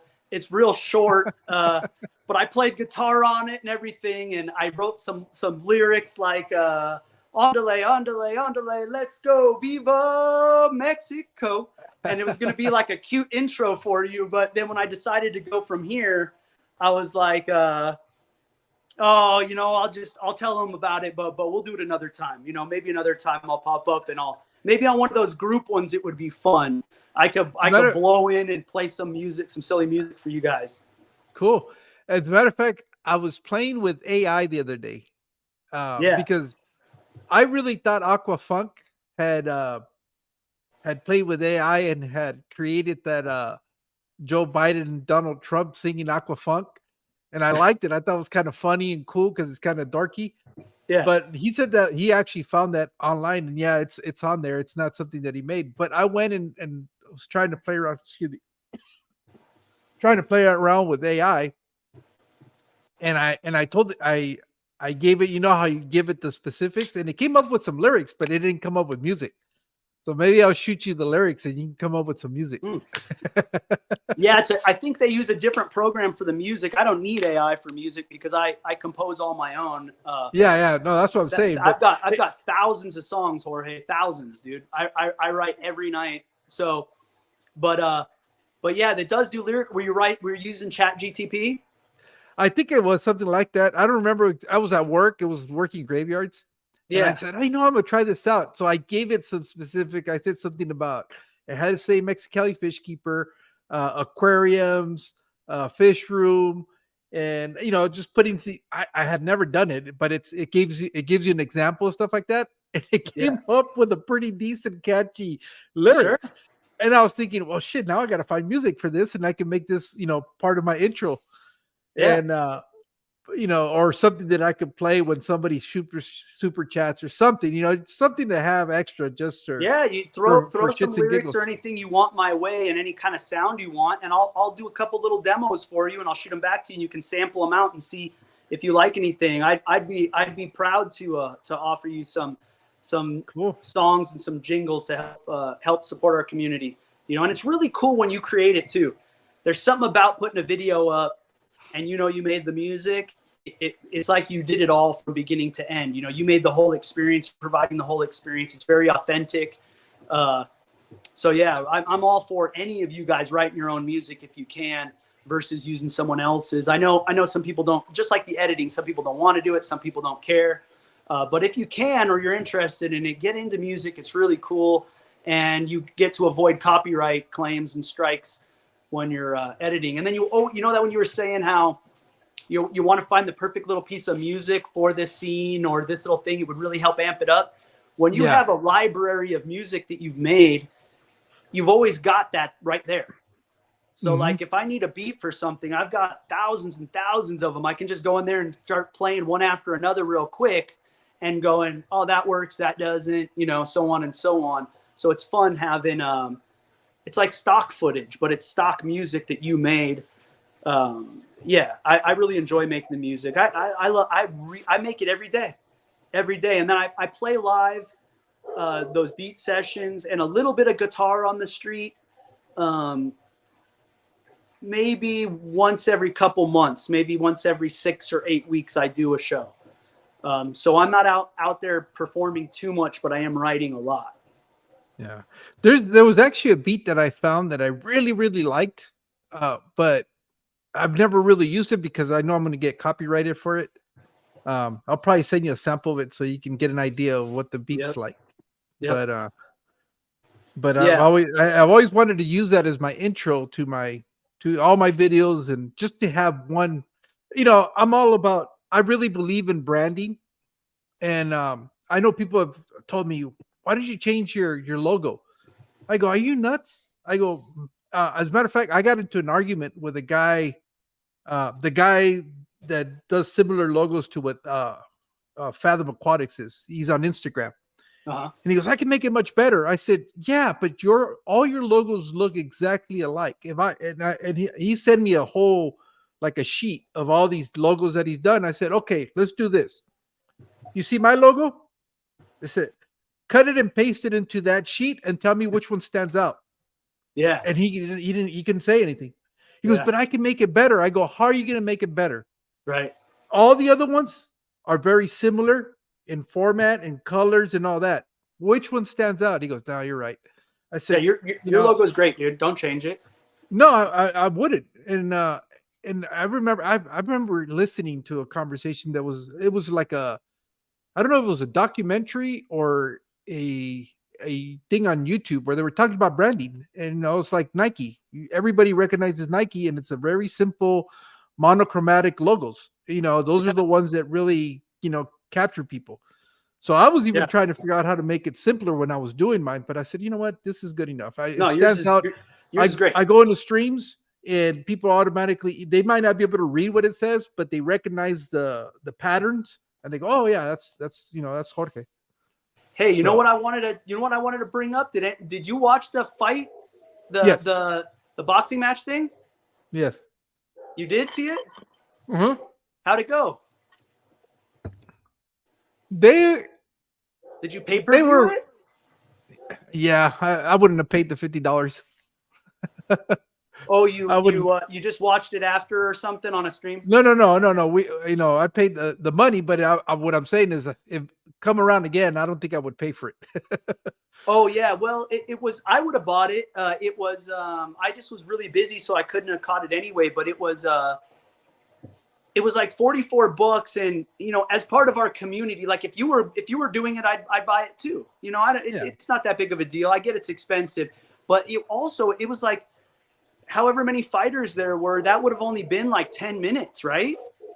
Maybe 12 minutes worth of fighting.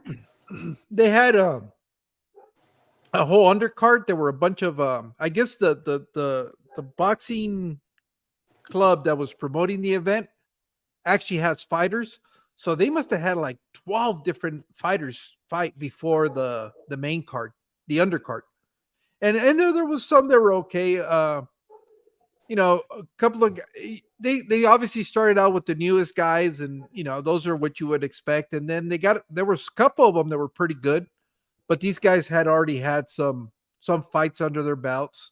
Yeah. So and a couple of them were more like exhibition where they're from the same gym, so they're just kind of it was interesting. The only thing that I didn't like is that for the boxing they had to do it in an octagon and they had to go barefoot, and it was just kind of quirky because you're looking at boxing but you're not really looking at boxing, but that's okay. I mean, they did pretty good. I gotta admit, I was really impressed with Rodrigo from Predatory Fins. It looked like he was going to be in trouble. The first round, I might have given it to his opponent, and I think I think it went 3 rounds. The second round was a little bit more challenging, and the third one he laid him out. He knocked him out. So he's the only one I think that got a knockout. All right. Well, I gotta find him. I don't know where I can even find it. I don't know if they're gonna. I don't know if they're gonna. I don't know what they're gonna do with them. The other thing that was very interesting, you had a lot of content creators there, and they didn't put out any content. So I don't know if they were told they couldn't film or live stream or do any. Yeah, they might. There might be an NDA type of thing, like we gotta wait till it's all over and everybody else gets their money before you guys can release anything. Which I thought that was the dumbest thing they could have done, because that's how they funnel their money through the pay-per-view. Well, yeah, but I'm not saying show the fight. I'm saying you're live streaming, you're in the crowd, you're talking to who's there, you're hyping it up. You're right. That's Especially what a I would pre-show. New York City pre-show. Come on. Doing that kind of stuff, and just people, like when the UFC pans out to the crowds, well, that's all you got to do is just film the crowds and who's there and all the what's going on. You don't have to film the fight, because I understand that trying to preserve people from watching the fight and the results, but it doesn't mean you can't film what's going on. It doesn't mean you can't do the walk-ins and stuff that would motivate people to want to watch it. That's one of the things that I didn't like, is you couldn't hear when they were coming in. If they were playing walk-in music, you couldn't hear it, and so it was just kind of awkward. It really looked like I know. It looked like they were in like Dave and Buster's, and they were fighting where the video games were at. Kind of like it was a weird setup. They put the riffraff in the corner. And it was like surrounded by a bar. A lot of people were just there for the bar. They weren't necessarily there for the fight. It was very, very weird.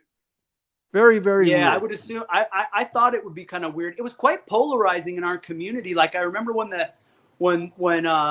Joey first started talking about it, it was all kind of weird and sketchy. And there were a lot of people that I watch in our aquarium community here and they were polarized about it. Like a lot of people were like, fully, this is ridiculous. And, you know, what does this have to do with fish? And I kind of get it, but I thought it was at least a fun and exciting thing that none of us are doing. I mean, let's face it, dude, that I'm takes not going to something to take get out there anything and box. I'm not going to take anything away from the participants because it takes Right. a That lot of right. courage to Right. go up there, Right. and a lot of big commitment. It's a big commitment, one, Yeah. because you're going to do something you haven't done, so you're going to dedicate time to that. You know, Yeah. just simply having the balls to get up there and do it. That's just, you know, not there's a reason why they didn't have 300 fighters, because not everybody wants to do it. Sure.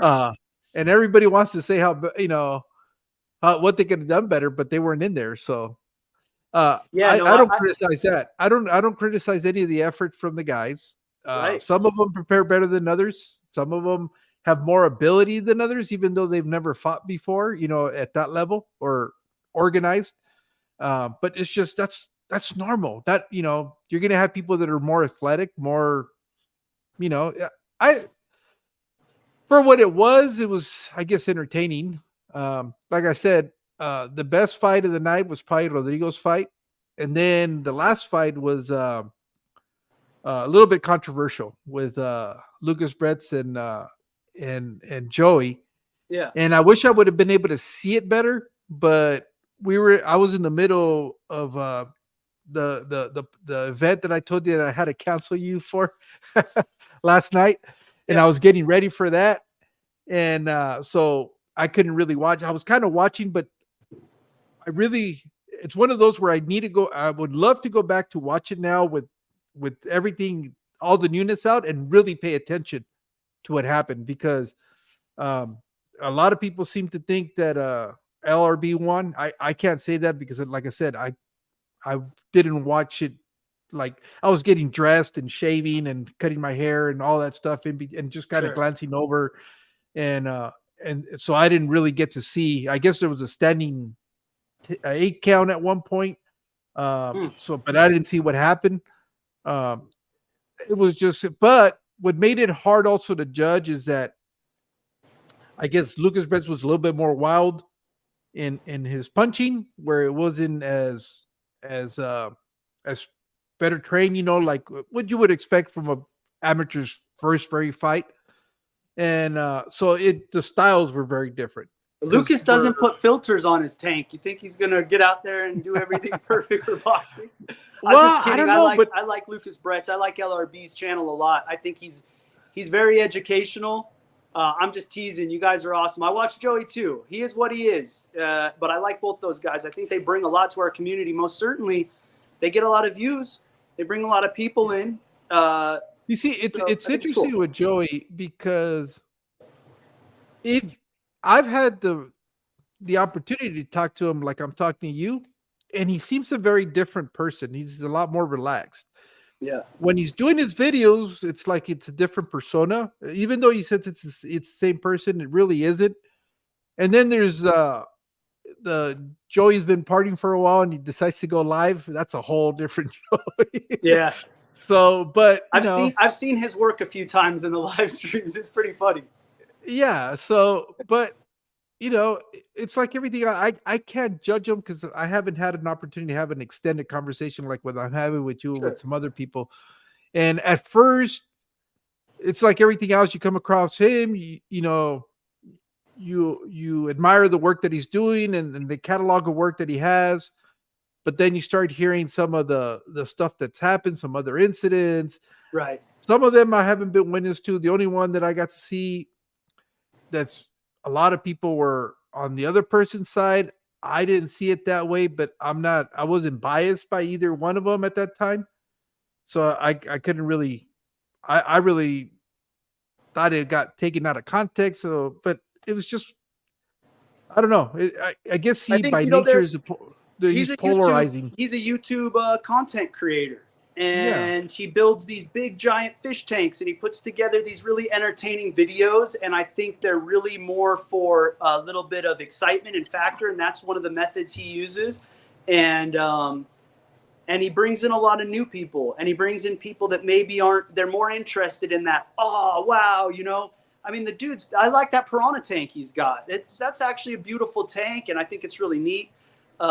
He builds some pretty big, interesting stuff. I'm not sure how much of it he builds or doesn't build. It doesn't even matter to me. I think he's a character in our community, and probably one of the best known as well. I mean, he definitely gets big numbers, and moves a lot of videos. I know not everybody cares about that, but that's part of it. Yeah. And I guess what's even more, not so much him. I don't really have a problem with him. Sometimes it's the people that are like Camp Joey, and they're Yeah, but you see that with him, you see him with the people that follow Father Fish, yeah. and where they get so That's another. so enthralled into what I forget. Several of my friends have called it the cult of Father Fish.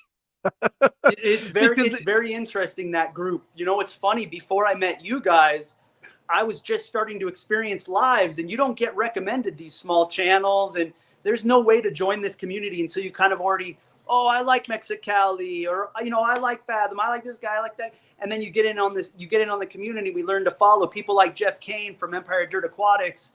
He brings a lot of people together. He's constantly commenting. But until you meet these guys, you don't know. So when I first started going, oh, people go on live from fish tank, people go live, what could they possibly be talking about? And it was Father Fish was on the top of the thing. So I didn't know anything about him. I'm clicking on him, and now I have 40 years of experience. I've done it all. So I see through the bullshit, and I see through the good stuff and the bad stuff. I take it all. To me, this is entertainment and content. And if some of us are more educational based, and some of us are more, shock and awe based, or, that sort of thing, or educational, you know what I'm saying. And, yeah. but I would watch him, and the stuff that he would say is, there's a lot of really good knowledge in there. There really is. He makes a lot of good points. He knows a lot about the water chemistry and things like that. But I feel like some of these, I call it dirt tech. There's like low tech, high tech, and then dirt tech. And for a professional, for someone at our level who really understands water chemistry at this point, we know what we're doing. We can experiment with dirt tech. We can go get some mud. We know what happens when you get the wrong diseases and worms, and the temperature, and how to control ammonia spikes and nitrate, levels too high. We understand what's going on and how the nitrogen cycle just works. At least many of us do.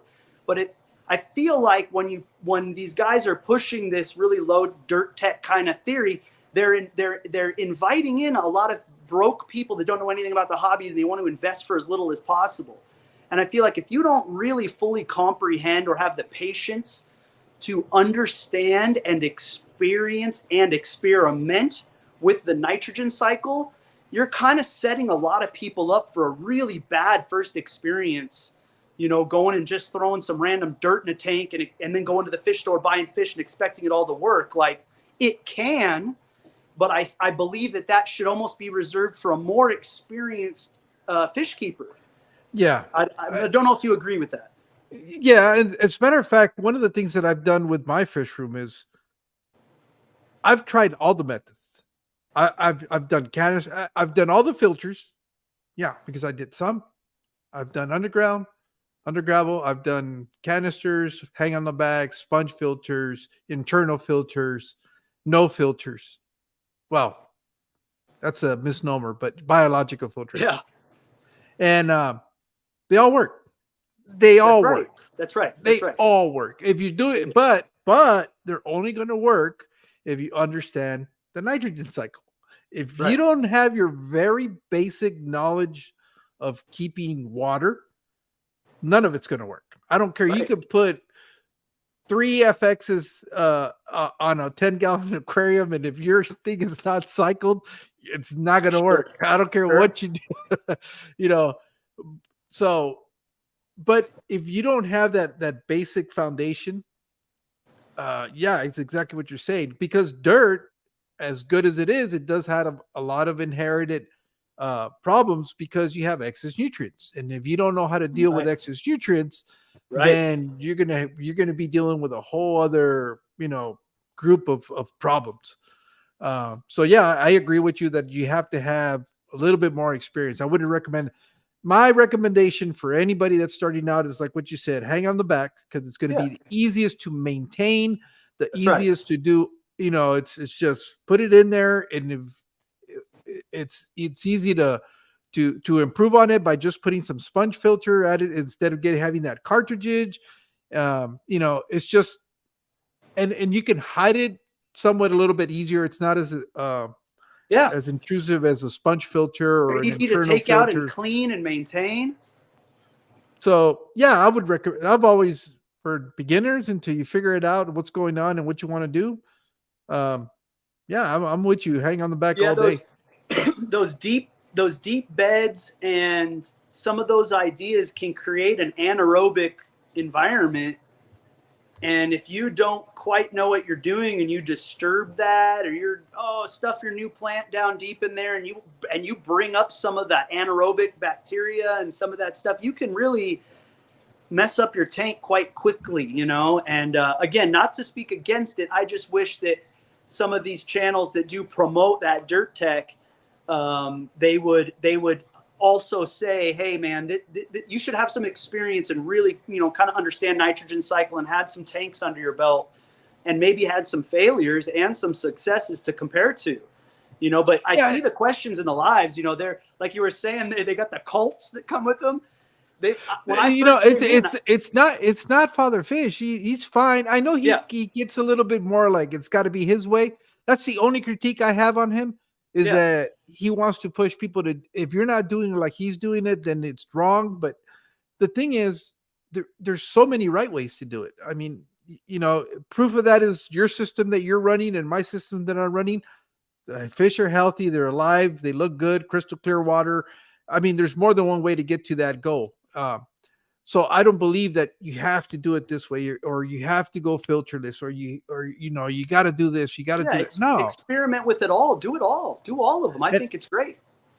and not only that, you're going to learn. You're going to learn, and Right. I've always said filtration really boils down to your aesthetics and what you're trying to accomplish. There's probably certain filters that are not. I wouldn't do a dirted substrate aquarium with fish that like to move the substrate. That's going to Sure. be crazy. You're going to Yeah. be having all sorts of problems. So there is that. You got to understand what you're doing with your filtration and what's going to be in there. Because based on what you're going to keep, it's really going to dictate what kind of filtration you're going to need for your setup. Yeah. Uh, I did salt water quite a few years ago. I haven't had a salt tank in a while, but I got all the way up into reef and started building some really cool stuff. And we were building refugiums underneath, 20 years ago with these really deep anaerobic beds where we would try to keep them all in the black. And we really could keep our nitrates under control and reduce water changes and all that, but if you were to disrupt something like that at the wrong time, and get your water column, you're wiping out everything. You're gonna create a nitrate problem that's just gonna destroy your tank if you unearth that stuff and get it up into the water column. So yeah, anybody thinking about doing that hasn't done it, I would just recommend, not that I'm a genius or anything here, but I would just recommend getting a few regular tanks under your belt and really comprehending the nitrogen cycle, how long it takes to build up that bacteria, what it looks like on the tests. Like I can run my tests and I can kind of tell where I'm at in the nitrogen cycle and how my tank's doing just by, I don't have to look at the numbers yeah. and go like, oh, I need a water change. I can kind of see what's happening. If you're looking at it and you're seeing this grow and that grow and your pH is this, and you take into consider everything, and it gives you a good idea what's going on in the tank. So or start off really small. I don't know. I don't know. Well, and here's the other thing: not only understand the nitrogen cycle, because I've even played with that. Yeah. Do 100% water change. Do a Yeah. 50% water change. Do a 20% water change. Yeah. And if you crash your cycle, learn how to bring it back. Right. learn, do all these things that they tell you not to do, so that if something bad happens, you know how to fix it. Because I've always I've played, even with water changes is something that I've played with in my, I do big water changes. Some of them I do very little. Some of them I just do top offs because I'm trying to see exactly why it is that they're telling me you're not supposed to do that. And I'm going to learn by observing and watching and see what happens. And, but it's just one of those things where unless you practice it, or you try to create some of these problems that you can work your way out of them, you're never going to know how to solve them. So the only thing that I've never been able to accomplish, and I'm gonna knock on wood right now because I don't want it to happen, is I've never turned a tank into pea soup. I haven't had that happen to me yet. Never happened to me. Yeah, most of mine have always been pretty clear. I get some filament algae in there and some hair algae, but that's just because I know I have an excess in nutrients. Uh, Whenever I get green water is because I purposely turn it into green water in a bucket, and I want it for growing up fry. But as far as aquariums turning green, I've never had that issue. But then again, I don't add ferts on a regular basis. I don't do a lot of things that sometimes get that you're told, depending by who's telling you that you have to do that. It's unfortunate, and it's not I don't want to criticize them because I understand that it's a business. Yeah. And you want to sell your product. I get that. Yeah, we're not criticizing. I think I get that, but yeah. you could also do the same and explain that it's not necessary. You don't always have to use something to receive to accomplish a goal. That just it's just. And unfortunately, some people just get into the sell, and they forget about the hobby. It's just that they just want numbers. Which, if you have a business, I understand it. I can appreciate it. It's just separate. You got to separate those two. That's fair. Yeah, I just feel bad for the people that are new coming in. That's right. That haven't had that opportunity to learn the hobby and then realize that that's an option. You can use those products. You can use chemicals in your water to help you solve problems, but you're not really solving problems. You're just putting a Band-Aid on a problem, because the reason that stuff is happening is because something's out of balance. So my biggest thing is learn how to balance your aquarium, learn how this nitrogen cycle works, and after that, you can, sometimes it's just quicker to grab a bottle and drop some chemicals in there to help you fix the problem. But ahead of time what the root of the problem is. You just don't have time to deal with it at that moment. And eventually you'll get around to doing it. But I don't think they do a good job of explaining that you have to have, it's like everything else. You got to have a good foundation before you can start building on it. Correct. Yeah. If you guys crash a tank because you're trying to grow some little bug or, algae to feed fry and do all that, I understand. It's not even a big deal. I want to learn from what you learn and share it, and we all get better, and vice versa. Mistakes that I've made, or just paths that I've taken that this happened or that happened. That's fine. It's to a beginner.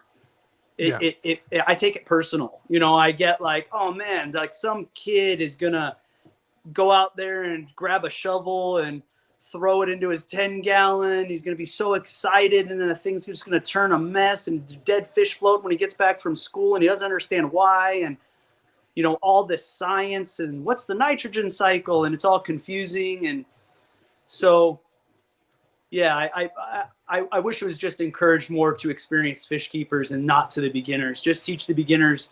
At least that's what I do. I worked in fish stores, and I worked in them for a long time, so I dealt with this a lot, and I dealt in a place that did like hundreds of thousands of dollars a month, like way more than these YouTubers could ever imagine in money in terms of aquarium businesses.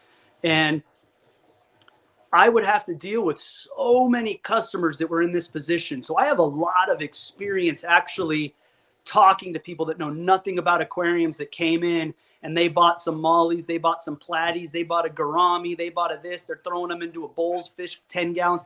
The guys that come in and they've never kept a fish tank, but they're getting a 400 gallon. You know, they're getting, they need 6 protein skimmers, laser beams shooting off the top of it. You're like, so it's either extreme that I'm trying to say, hey folks, there's a place here where learn the science behind it, learn the biology behind it, start at a moderate level. I also like to recommend people start with a little larger than they want, because, you know, I would try to say, hey, look, you guys are failing in these 5 gallons. And maybe it's because your, you know, 4-year-old keeps dumping half the bottle of flake food into a little 5-gallon tank and it all goes downhill. If you start with maybe a 40 or even a 20, I would try to encourage people to have a little bit more water volume and be like, yeah, I know it's a little more investment in space and money, but think of it like a swimming pool. You know, if you throw some dirt into a bucket, that bucket is muddied up. You know, that water is no good. But if you throw a handful of dirt into a 20,000 gallon swimming pool, you don't even notice that it's got a little contaminant. And so I would have to do that, man. I learned the hard way, you know, dealing with people. We had some of the companies I worked for had fish return policies, you know, where if it dies within a certain amount of time, you send it back. And I'd be testing these people's water. I'd be like, look, you got to at least bring me the water, because I don't want to, you know, you're talking about running a business, you're supposed to sell, but at the same time, they're having a bad experience. It's putting out bad information. People will then share their negative experience. So then when their neighbor says, hey, how's the fish tank going? Those things just die. Those stupid fish, they just die. It's a scam. You know what I mean? I bought $200 worth of these guppies and these things, and they'll just die. And that's unfortunate. It doesn't help the business, you know, and I would be trying to teach these people about water testing and about, you know, getting your parameters right and how stable and crystal clear your water can be. I mean, this tank is getting aged, and we just cleaned it and it's crystal clear again. And you can keep your tanks really, really clear and really clean and have a lot of success if you're testing your water and you're stay up on your maintenance and you keep your filters good. A lot of people, they don't want to put any time into it. You know, they want to come home after work and just see their big, bright, glowing tank. And, you know, lighting too is a big deal. I don't think people put their tanks by windows sometimes, and they get a lot of unnecessary algae growth. Yeah. You know, I don't know. I'm always a fan of understock. I like to recommend that you keep way less fish than you want. So, you know, if you keep if you got a 20 gallon, put 5 or 10 fish in there and keep them kind of small and learn from there. And chances are, if you keep that bio load down, you're probably going to have a pretty successful experience, you know, as long as you don't do anything too extreme. So I always recommend low bio load as well. Yeah, but the thing is, I wonder how much of it is society that has become so impatient, because everybody wants everything now. And they They want don't want to tech to wait. solve it. Yeah, they don't want to wait the 30 days for an aquarium to cycle. They want to be able to put in fish today. You know, I want them. I want to take this up, set it up, and I want the fish in there today. And I've seen it where people, when the attendings or the reps are trying to explain it to them, and it's like, well, no, I don't have time to do that. Right. You know, we promised our kid that they were going to have what fish bottle can I buy? What thing around $15 can I put on it or squirt in it to make it so I don't have to do that maintenance? That's, I mean, like I said, thousands and thousands and thousands of customers I've dealt with, and that's always the case. They want some easy solution to something that it's really about patience. I've heard it said before. I don't know who coined the phrase, but it was nothing good happens fast in aquariums. You know, something along those lines, where like you just have to have a little bit of patience and learn, and you'll be successful if you have that patience. Yeah, but nothing good happens going really fast in this thing. And I think there's people out there that want a little bit of glory, or they want to say, no, I know a way, you know. Even like, I don't use those bio starters, you know, that get your bacteria going. In my opinion, I'm not saying anybody's product doesn't work, but you don't need it if you give it time. You know, the Yeah. nature will drop off all the bacteria we need, and eventually it'll cover all the surface areas on the tank. And like I love using lava rock. It's very porous. It has a lot of surface area in all those little pores, like tons. And you saw I had bio balls underneath, and really no filtration. It's all biological.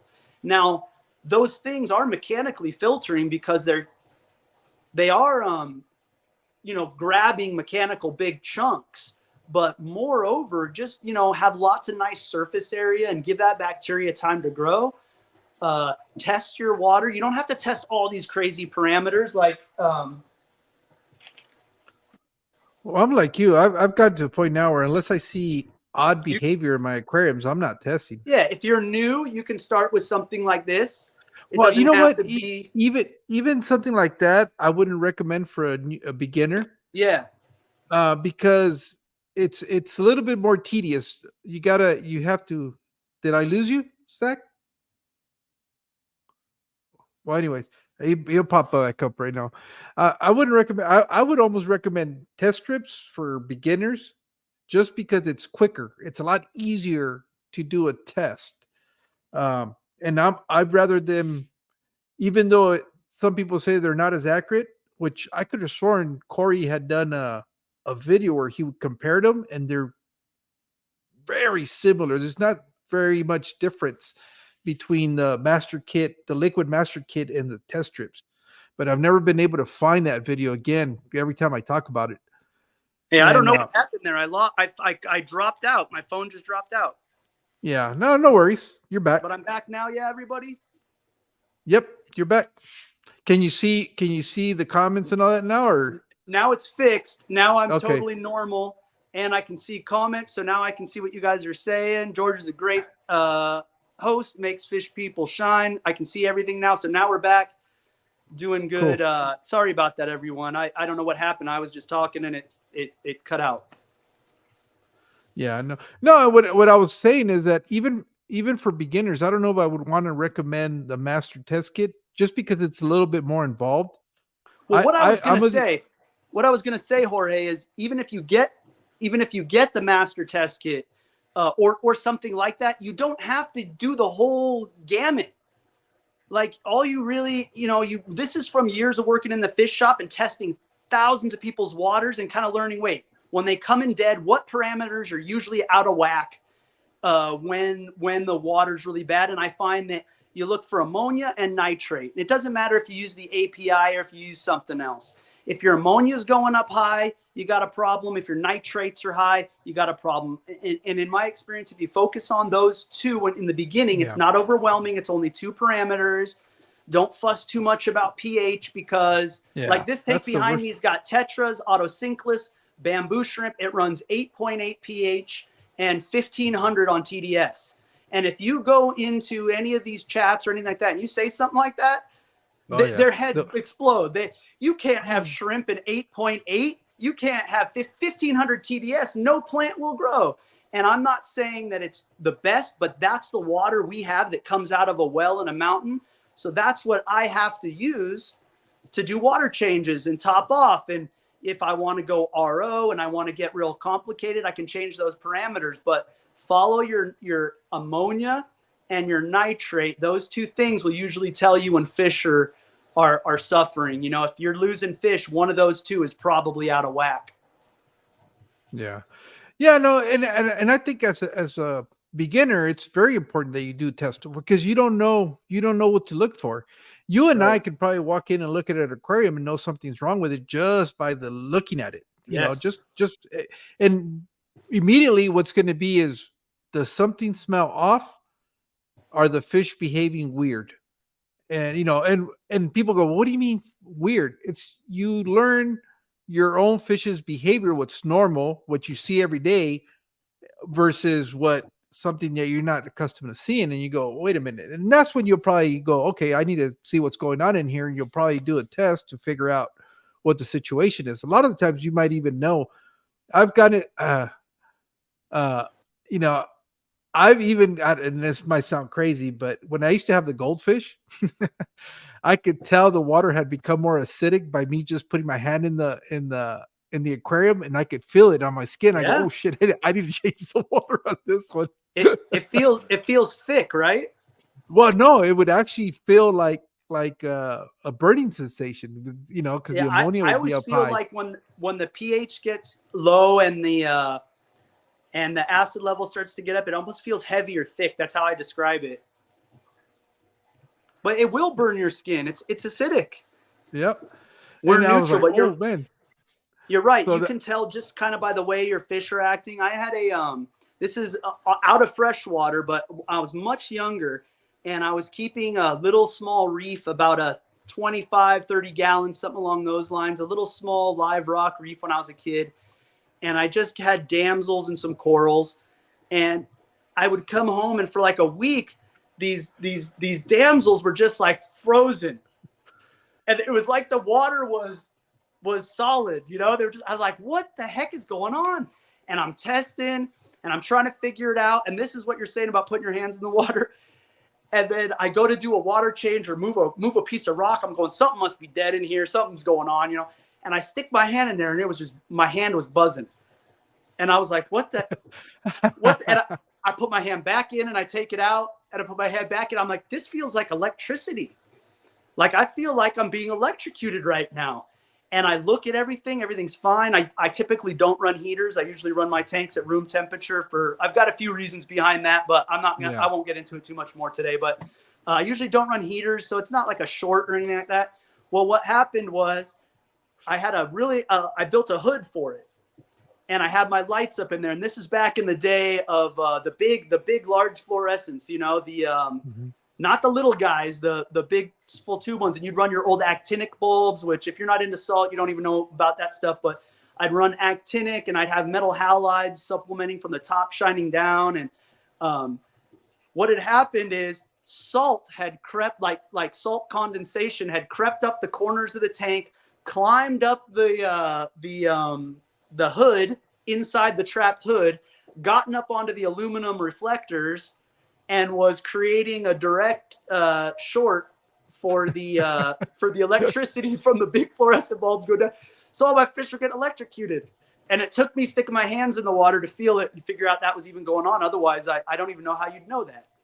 yeah, I'm glad that I don't get that anymore. I used to get it when I was first starting out, when I was a teenager back in the late 80s, early 90s. I think the heat, if I remember, I could have swear that those heaters back then you couldn't submerge them. A certain portion of them had to be Yes. outside. Yeah, Well, there was a water line. yeah, and I remember I had the stainless steel frames and that thermometer, and if I were to go to grab the frame and stick my hand in the water, well, I would ground myself and I'd get shocked all the time. So every time, and I had to be careful also that if I was moving or something, not to rest my arm and while I was in the water, because I'd get zapped. But I'm so glad that doesn't happen anymore. And I'm like you, I don't really run heaters in my fish tanks anymore. Yeah, those are those old Acme brand heaters. See that on Wile E. I Coyote? remember they were green. They were green, and they actually looked like they had exposed wires at the top or something like that. Some of them did. Some of them even, it was just a glass beaker, and they would put the element in there, run it through, and they would just put a little bit of plastic or silicone in the top hole to seal the two wires coming out. They're really simple, and those I don't run heaters very often unless it would be necessary. Like, I'm sure if I lived in a really cold area I would, but I might actually prefer to heat the room and just keep them ambient temperature in the room.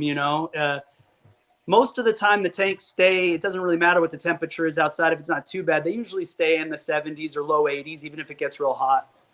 So and that's usually okay. But yeah, heaters short out. I was watching Jeff Pelham's, I think the last name's Pelham. I was watching his one of his lives, and he had an unfortunate event with a heater failure. And I've been asking you guys that have heater failures about that, because I've never had a heater failure. In all these years, I've never had one go out, and and by no means am I saying it doesn't happen. Everyone tells me it's common. But I've never had one, and I don't know if I just got lucky or if just because I'm so into mechanics, I'm always making sure they don't run dry, but I think that happens a lot. Like the water level goes down and the elements get overheated, and then you top off your water again, and you're slowly degrading and causing more resistance in that coil from all the excess heat. And eventually they let go. And unfortunately, there's no real way to tell unless you were running an ohm meter on them all the time. If you had an ohm meter on there, you could tell when they're about to fail because you'd be able to tell by resistance, but nobody's going to do that stuff. I'm sure have you seen the saltwater guys? Have you ever watched the lives with the reef dudes? No. Jorge, they're bonkers. They spend so much money. They're so nuts. There's a huge divide between, like, I do both. I've always done both. I don't care if it's brackish. I don't care if you got fiddler crabs, if you want, South Americans or little bitty nano tetras. I love all aquaria. It doesn't matter what it is. I think it's all awesome. And I practice it all, and I support practicing it all. But there is a divide. There is like the reef guys over here, and then kind of the freshwater or mixed hobbyist over here. And they don't cross over. Like, I never see the same people in the lives on the reef ones. These guys, it's like hundreds of thousands of dollars into these tanks, Jorge. Yeah. They're drilling holes in their floor and running like reactors. And they're so wild about all the stuff they do. These dosing systems they got. They got all these little dosers injecting, all these different things at different times of the day for all the phosphates and the this and the that. And boy, are they're talk about us getting techie. If I hear anybody say that our freshwater stuff, anybody's high tech because they got a canister and an LED light or something, no way, man. You got to see what these reef dudes are up to. It's like they're going to Mars. I joke around with my reefer friends and tell them, you guys are failed DJs. And he goes, why you say that? Because you guys like all these little lights and everything. And there's sumps. There's a guy that I haven't seen him in a while, MB Reef. He has an amazing sump, but you open the doors and it's like you're walking into a nightclub. He's got all these neon lights and switches and blinking and I'm like, yeah, that's what, it looks like a DJ booth down there, but they look nice. With cars. I don't know how much of it is actually doing work and how much is just aesthetics, but yeah, I know they get deep into the, gadgets. What I find when I watch them and I listen to what the guys are saying, and I actually care about the questions they have. A lot of these guys, they're hardworking dudes. These are anybody who's got $5,000, $10,000, $20,000 to put into their kitchen aquarium. They're busy, and they want this thing to look stunning on Friday night when they come home, and they don't have time to be all day every day on top of all these parameters. So they're spending money battling parameter shifts, and they're trying to balance these things out so they can keep some really sensitive things.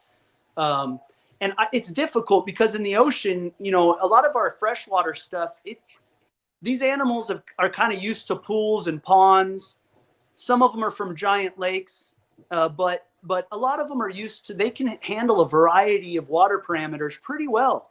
They do pretty good even outside of, some of the recommended levels. But those reef things and those saltwater fish, the amount of, they're never in the same water twice in their life. Like it's a never ending flow of clean, fresh, changing nutrients, ups, downs, all over the place, man. And they can just endlessly grow one direction. A reef can move this way in the ocean, or, if the parameters aren't good there and it's bleaching, it can come over here now and wherever the water stream goes. So those reefs can be really sensitive. And I think these guys it's an uphill battle to keep those corals alive. And even reproducing is pretty difficult. And so they're throwing everything they can at it. And I really think, just like you said, the failed DJ joke, that's good. It is kind of like that. Guys do it with cars too. Yeah. You get a guy with a car and he's got his Honda and you're like, hey man, you should probably like upgrade your brakes, and then, do this modification and do that modification, put a bigger radiator. And they're like, no man, neon underneath, hydraulics, 15 switches. I want 12 speakers over here. And you're like, bro, maybe we start here. So yeah, these guys, they do like to, I'm guilty. I love geeking out on the tech too. When I was younger, I really loved coming in and seeing those saltwater tanks. Just with all the colors and the lights, it's impressive. It looks neat. It looks all high tech and fancy because you got all these Yep. gadgets. And if you're enthusiastic about the technology, great. Use it. But I don't think it's helping them that much. I really don't. I Yeah. think a good old one, like I was saying earlier, I would learn from the old Japanese dudes in Hawaii. And they were the ones that told me, they would show me keeping these reef fish alive in buckets.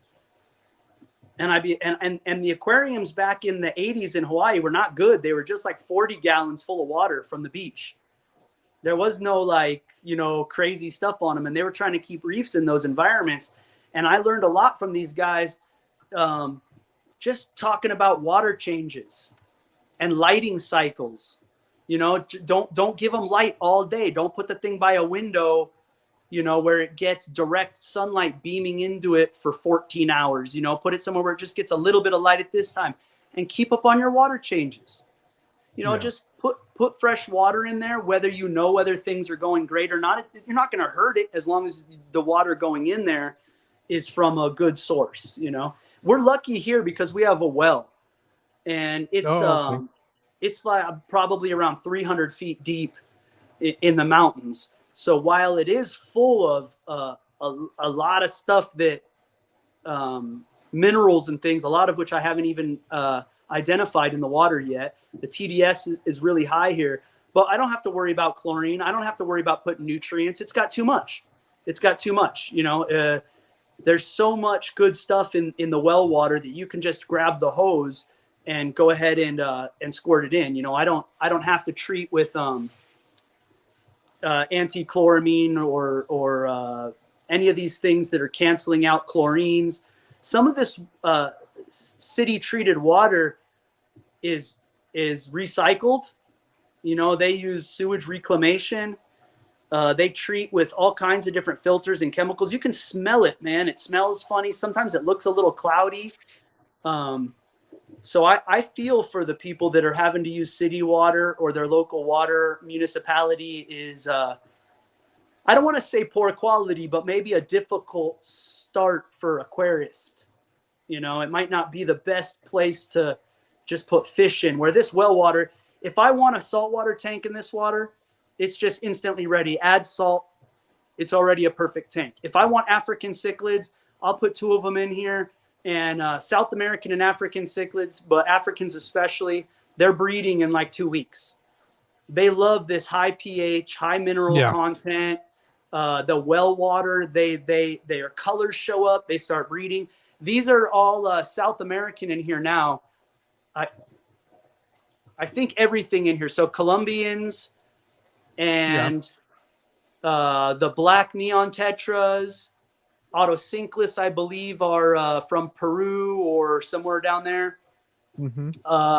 And I'm not sure where bamboo shrimp are from, but I was really concerned when I put those in. My dad liked them, and I said, hey, let's give it a go. But I don't know how they'll handle that high pH water and the mineral content, but they seem to be enjoying it. They get out there with those little, feather duster hands. Yeah. And they stand on the rock and just filter all day and eat. They're awesome. I love them. But they're gobbling up that high pH water pretty good. So all these fish here, if you read the stats on it and you say, oh, I want to keep a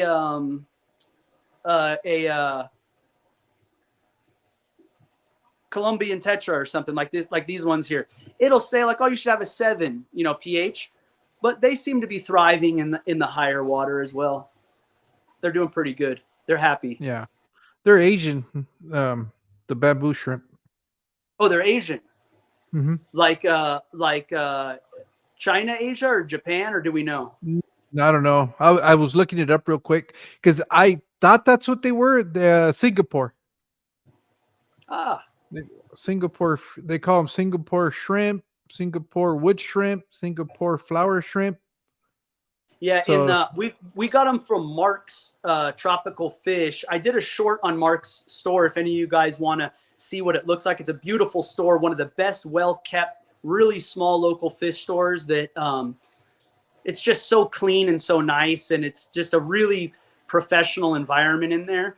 And they had them in there, and they had them listed as flower shrimp.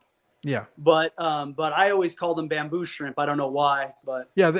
From what I was looking on there real quick, they have a bunch of names that they go by. yeah, yeah. But they did okay. One's either hiding or missing. We did either lose one or he's somewhere up in the rocks, you know. But we got 3, and there's only 2 out and about usually. I got a friend of mine that keeps one Now, with Tropheus. don't they need to have a lot of flow so that they can be able to trap whatever's in the water column? I happen to have a lot of flow, and I would assume that's necessary because they like to get out on the top of the rock, you know, and stand up there like Lion King, you know, and they get up on the tip top of whatever little rock is around that they want, and they get up on the top, and then they put those things out, and then they got 4 of them. By the way, guys, if you guys want to keep a really cool shrimp, they're big, and my buddy keeps them with Tropheus cichlids. Oh wow! And they're able to live with cichlids. And I don't know if every cichlid. I'm not going to say every cichlid because most cichlids will probably eat them alive real quick, especially if it's an Oscar or something. That's a snack. But if it's a smaller, Tanganyikan or something like that, they get along with these bamboo shrimp. But they're so neat. They have 4 duster hands, and they just rotate them like that. They got this one up, and then they just eat. And then they go like this, then they do the next one, and then the one down lower on their belly goes, and the next one. It goes like that, and it's so fun to watch. And they get up on the edge of the rock, and they just throw those things out there and filter feed. But they also clean the rocks. So I've got some footage. Maybe I'll throw a video up of them cleaning the rocks. They'll walk along the bottom and pick up gravel, and hook it in their little duster like this, and then they'll slide it off like that, and then the little bit of algae will stay in their paw. And then they'll eat that, and they'll tip over all my rocks and clean the algae, because they'll just sift through the ground as well. They're really cool. Yeah, I like them a lot. Never had them before this. My dad picked them out. He wanted them, and I would recommend them. I think they're really neat. My dog's barking. That's why I'm trying to mute the microphone so that you guys wouldn't hear him. Is there something outside? Nah, he's just people walking. We live on our fence is right at the edge of the sidewalk where the people usually walk through, and because it's real hot out here, they don't walk their dogs till like really late at night. So he gets all worked up. What kind of dog is it you got? 100% street mutt. Yeah, best kind. I don't know what he is because we never figured it out. It's funny because a lot of people said that he looks like a Ridgeback, but he's small, like a miniature Ridgeback. Huh. But I think he must have some like lab and some terrier in him, I guess. But he's not a bad looking dog for being a street dog. Did you find him or did you adopt him? How'd you get him? We found him. What happened was my wife's coworker, when we were living in Mexicali, found him at a corner street, just wandering around, and she would rescue all the dogs that she would find in the street. Yeah. And she sent my wife a picture of it, and my wife shows me the picture. She goes, "You want to adopt him?" And I said, "All right, well, let's get him." And he's probably the smallest dog we've ever had, because for the longest time all we kept was Great Danes, and so to me he's like a lap dog. But I guess he's like a medium-sized dog. I don't know. It's hard for me to really look at him as a big dog, because he's not big like the Great Danes that we had. Those guys were big. But he's all right. He hangs around. He likes me. So I keep him around. My dog that I have now was born a litter of 3, and his dad was a street dog. He was found in San Fernando, and we got him, and he's just this wild little poodle, and he ended up knocking up my ex's dog, and that's how we ended up with a litter. So we got 3. We gave one away. She kept one, and I took this one. I'll show him to you. His name's Cooper. Hang on.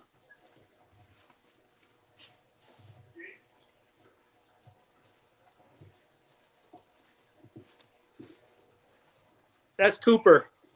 Oh, cool. He's just a poodle mix, but he's a real good dog. He's like the best dog I've ever had. He's real smart. He's so sweet.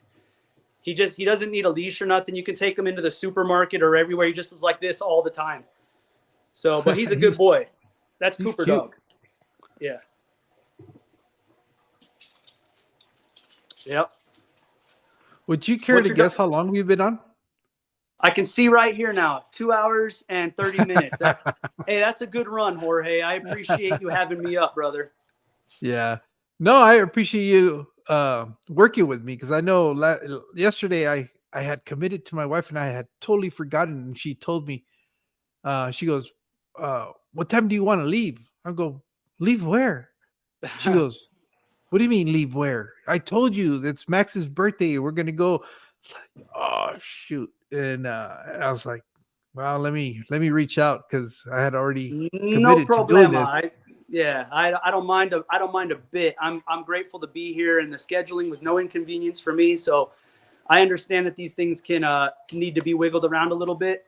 No big deal at all. Well, it was really my fault because even when she told me, I have to write everything in my calendar on my phone or I'll forget. So everything that I schedule, I put it in there, and that way I send it with reminders so I don't forget. And she told me when she told me that make sure you put it in your calendar because she knows I put everything in there. I said yeah I'll put it in there. Well, guess what I didn't do. So I couldn't be mad at her that I didn't remember because it was she told me, and that's why when she told me that I was like I wasn't gonna play the part like well, I didn't know, and I scheduled somebody. I was like, oh no, that's right, she did tell me, and she told me to save it, and I didn't save it. So Yeah, I no, was it's like, no inconvenience. It was good today. I wasn't feeling so well last week. I got a little bit of a cold or something, and I was actually worried I'd sound congested or be coughing. So one extra day, it's actually was good for me. So no problems. yeah. Well, anyways, for a Sunday night, I'm surprised there's still 29 of them hanging out with us tonight, and Hey, fantastic, everybody. Thanks for we got watching we us. got up into the 30s, high 30s today, so it was great. I know, and it's funny because a lot of these people are on the East Coast, so I don't know what they're doing up so Hey, late. sorry for keeping you guys up so late. It was only 8 p.m. for us. Nice time right after dinner for us to get going. So I appreciate Yeah, any of you guys staying up late to watch Mexicali's live here. yeah, but yeah, thank you guys so much. I'm always surprised by the support and you guys always accepting. It's a weird guy reaching out to you guys to see if you guys want to be part of a live stream, and I've been very fortunate. I I don't think I've ever had a no. Everybody has been, yeah, willing to do it. Some people are hesitant because it's the first time they're going to be on a live stream, but Yeah. I tell them go back and watch some of the other ones so you get an idea. I try not to do it structured with questions. I just want to have a conversation, and it's Yeah. not the first time I've said it. I try to make my stuff after the most successful podcaster, which is Joe Rogan. And I love what he does when he just conversations and Right. see where it goes. So Yeah. so Well, far I it's had a worked. great time. Thank you for having me. And again, the new channel is Local Fish Shop at Local Fish Shop. So the only thing I was having is a little technical difficulty. There was no videos tab, so I uploaded a video, but it said no content. I had to create a playlist, so it might be a little awkward now, guys. But those of you that know me, check that one out. I'll see if I can get the technical difficulties going, and I might distance myself here from something fishy just so I'm not stepping on people. But I Yeah. appreciate all you Well, guys it's so not that you're much. stepping on anybody. It's just it'll make it easier to find you. That's the thing. Totally, It's not totally, you're not stepping on anybody. It's just yeah, it's going to be a lot easier to find you. Instead of having to figure out which of all the something fixies you are. What I'll do is I'll post the new link that you send me on my community page for anybody that's interested in.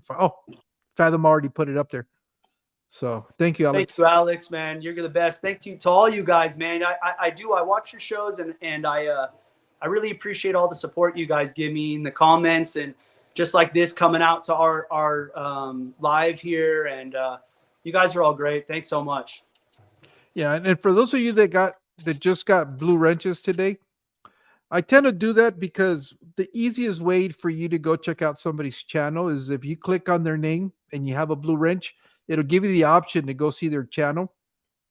And that way you can decide whether you want to subscribe. You can check them out. If you like them, you can subscribe. It's the easiest way instead of having to drop links all the time. It just makes it easier. I know that's something that I really enjoy. And, I know we were talking about him earlier, but that's one of the things that I did like that Father Fish does. Everybody that comes into his live streams, he Yeah. makes them moderators. And Yeah. that's exactly for that, so that you can connect with other people. I've even subscribed to people that don't have videos yet, because I know eventually they're going to come around and start doing videos. Right. So with that being said, I want to thank you guys so much tonight for joining us. And let me see. Do I have? Oh, I didn't have John as a moderator. Now he is. Okay, now he is. And he's a member, but he's not. He wasn't as a moderator. What else? Oh, just wanted to say thank you so much, and we'll see you guys next week. So you guys take care. Later on. Later, guys.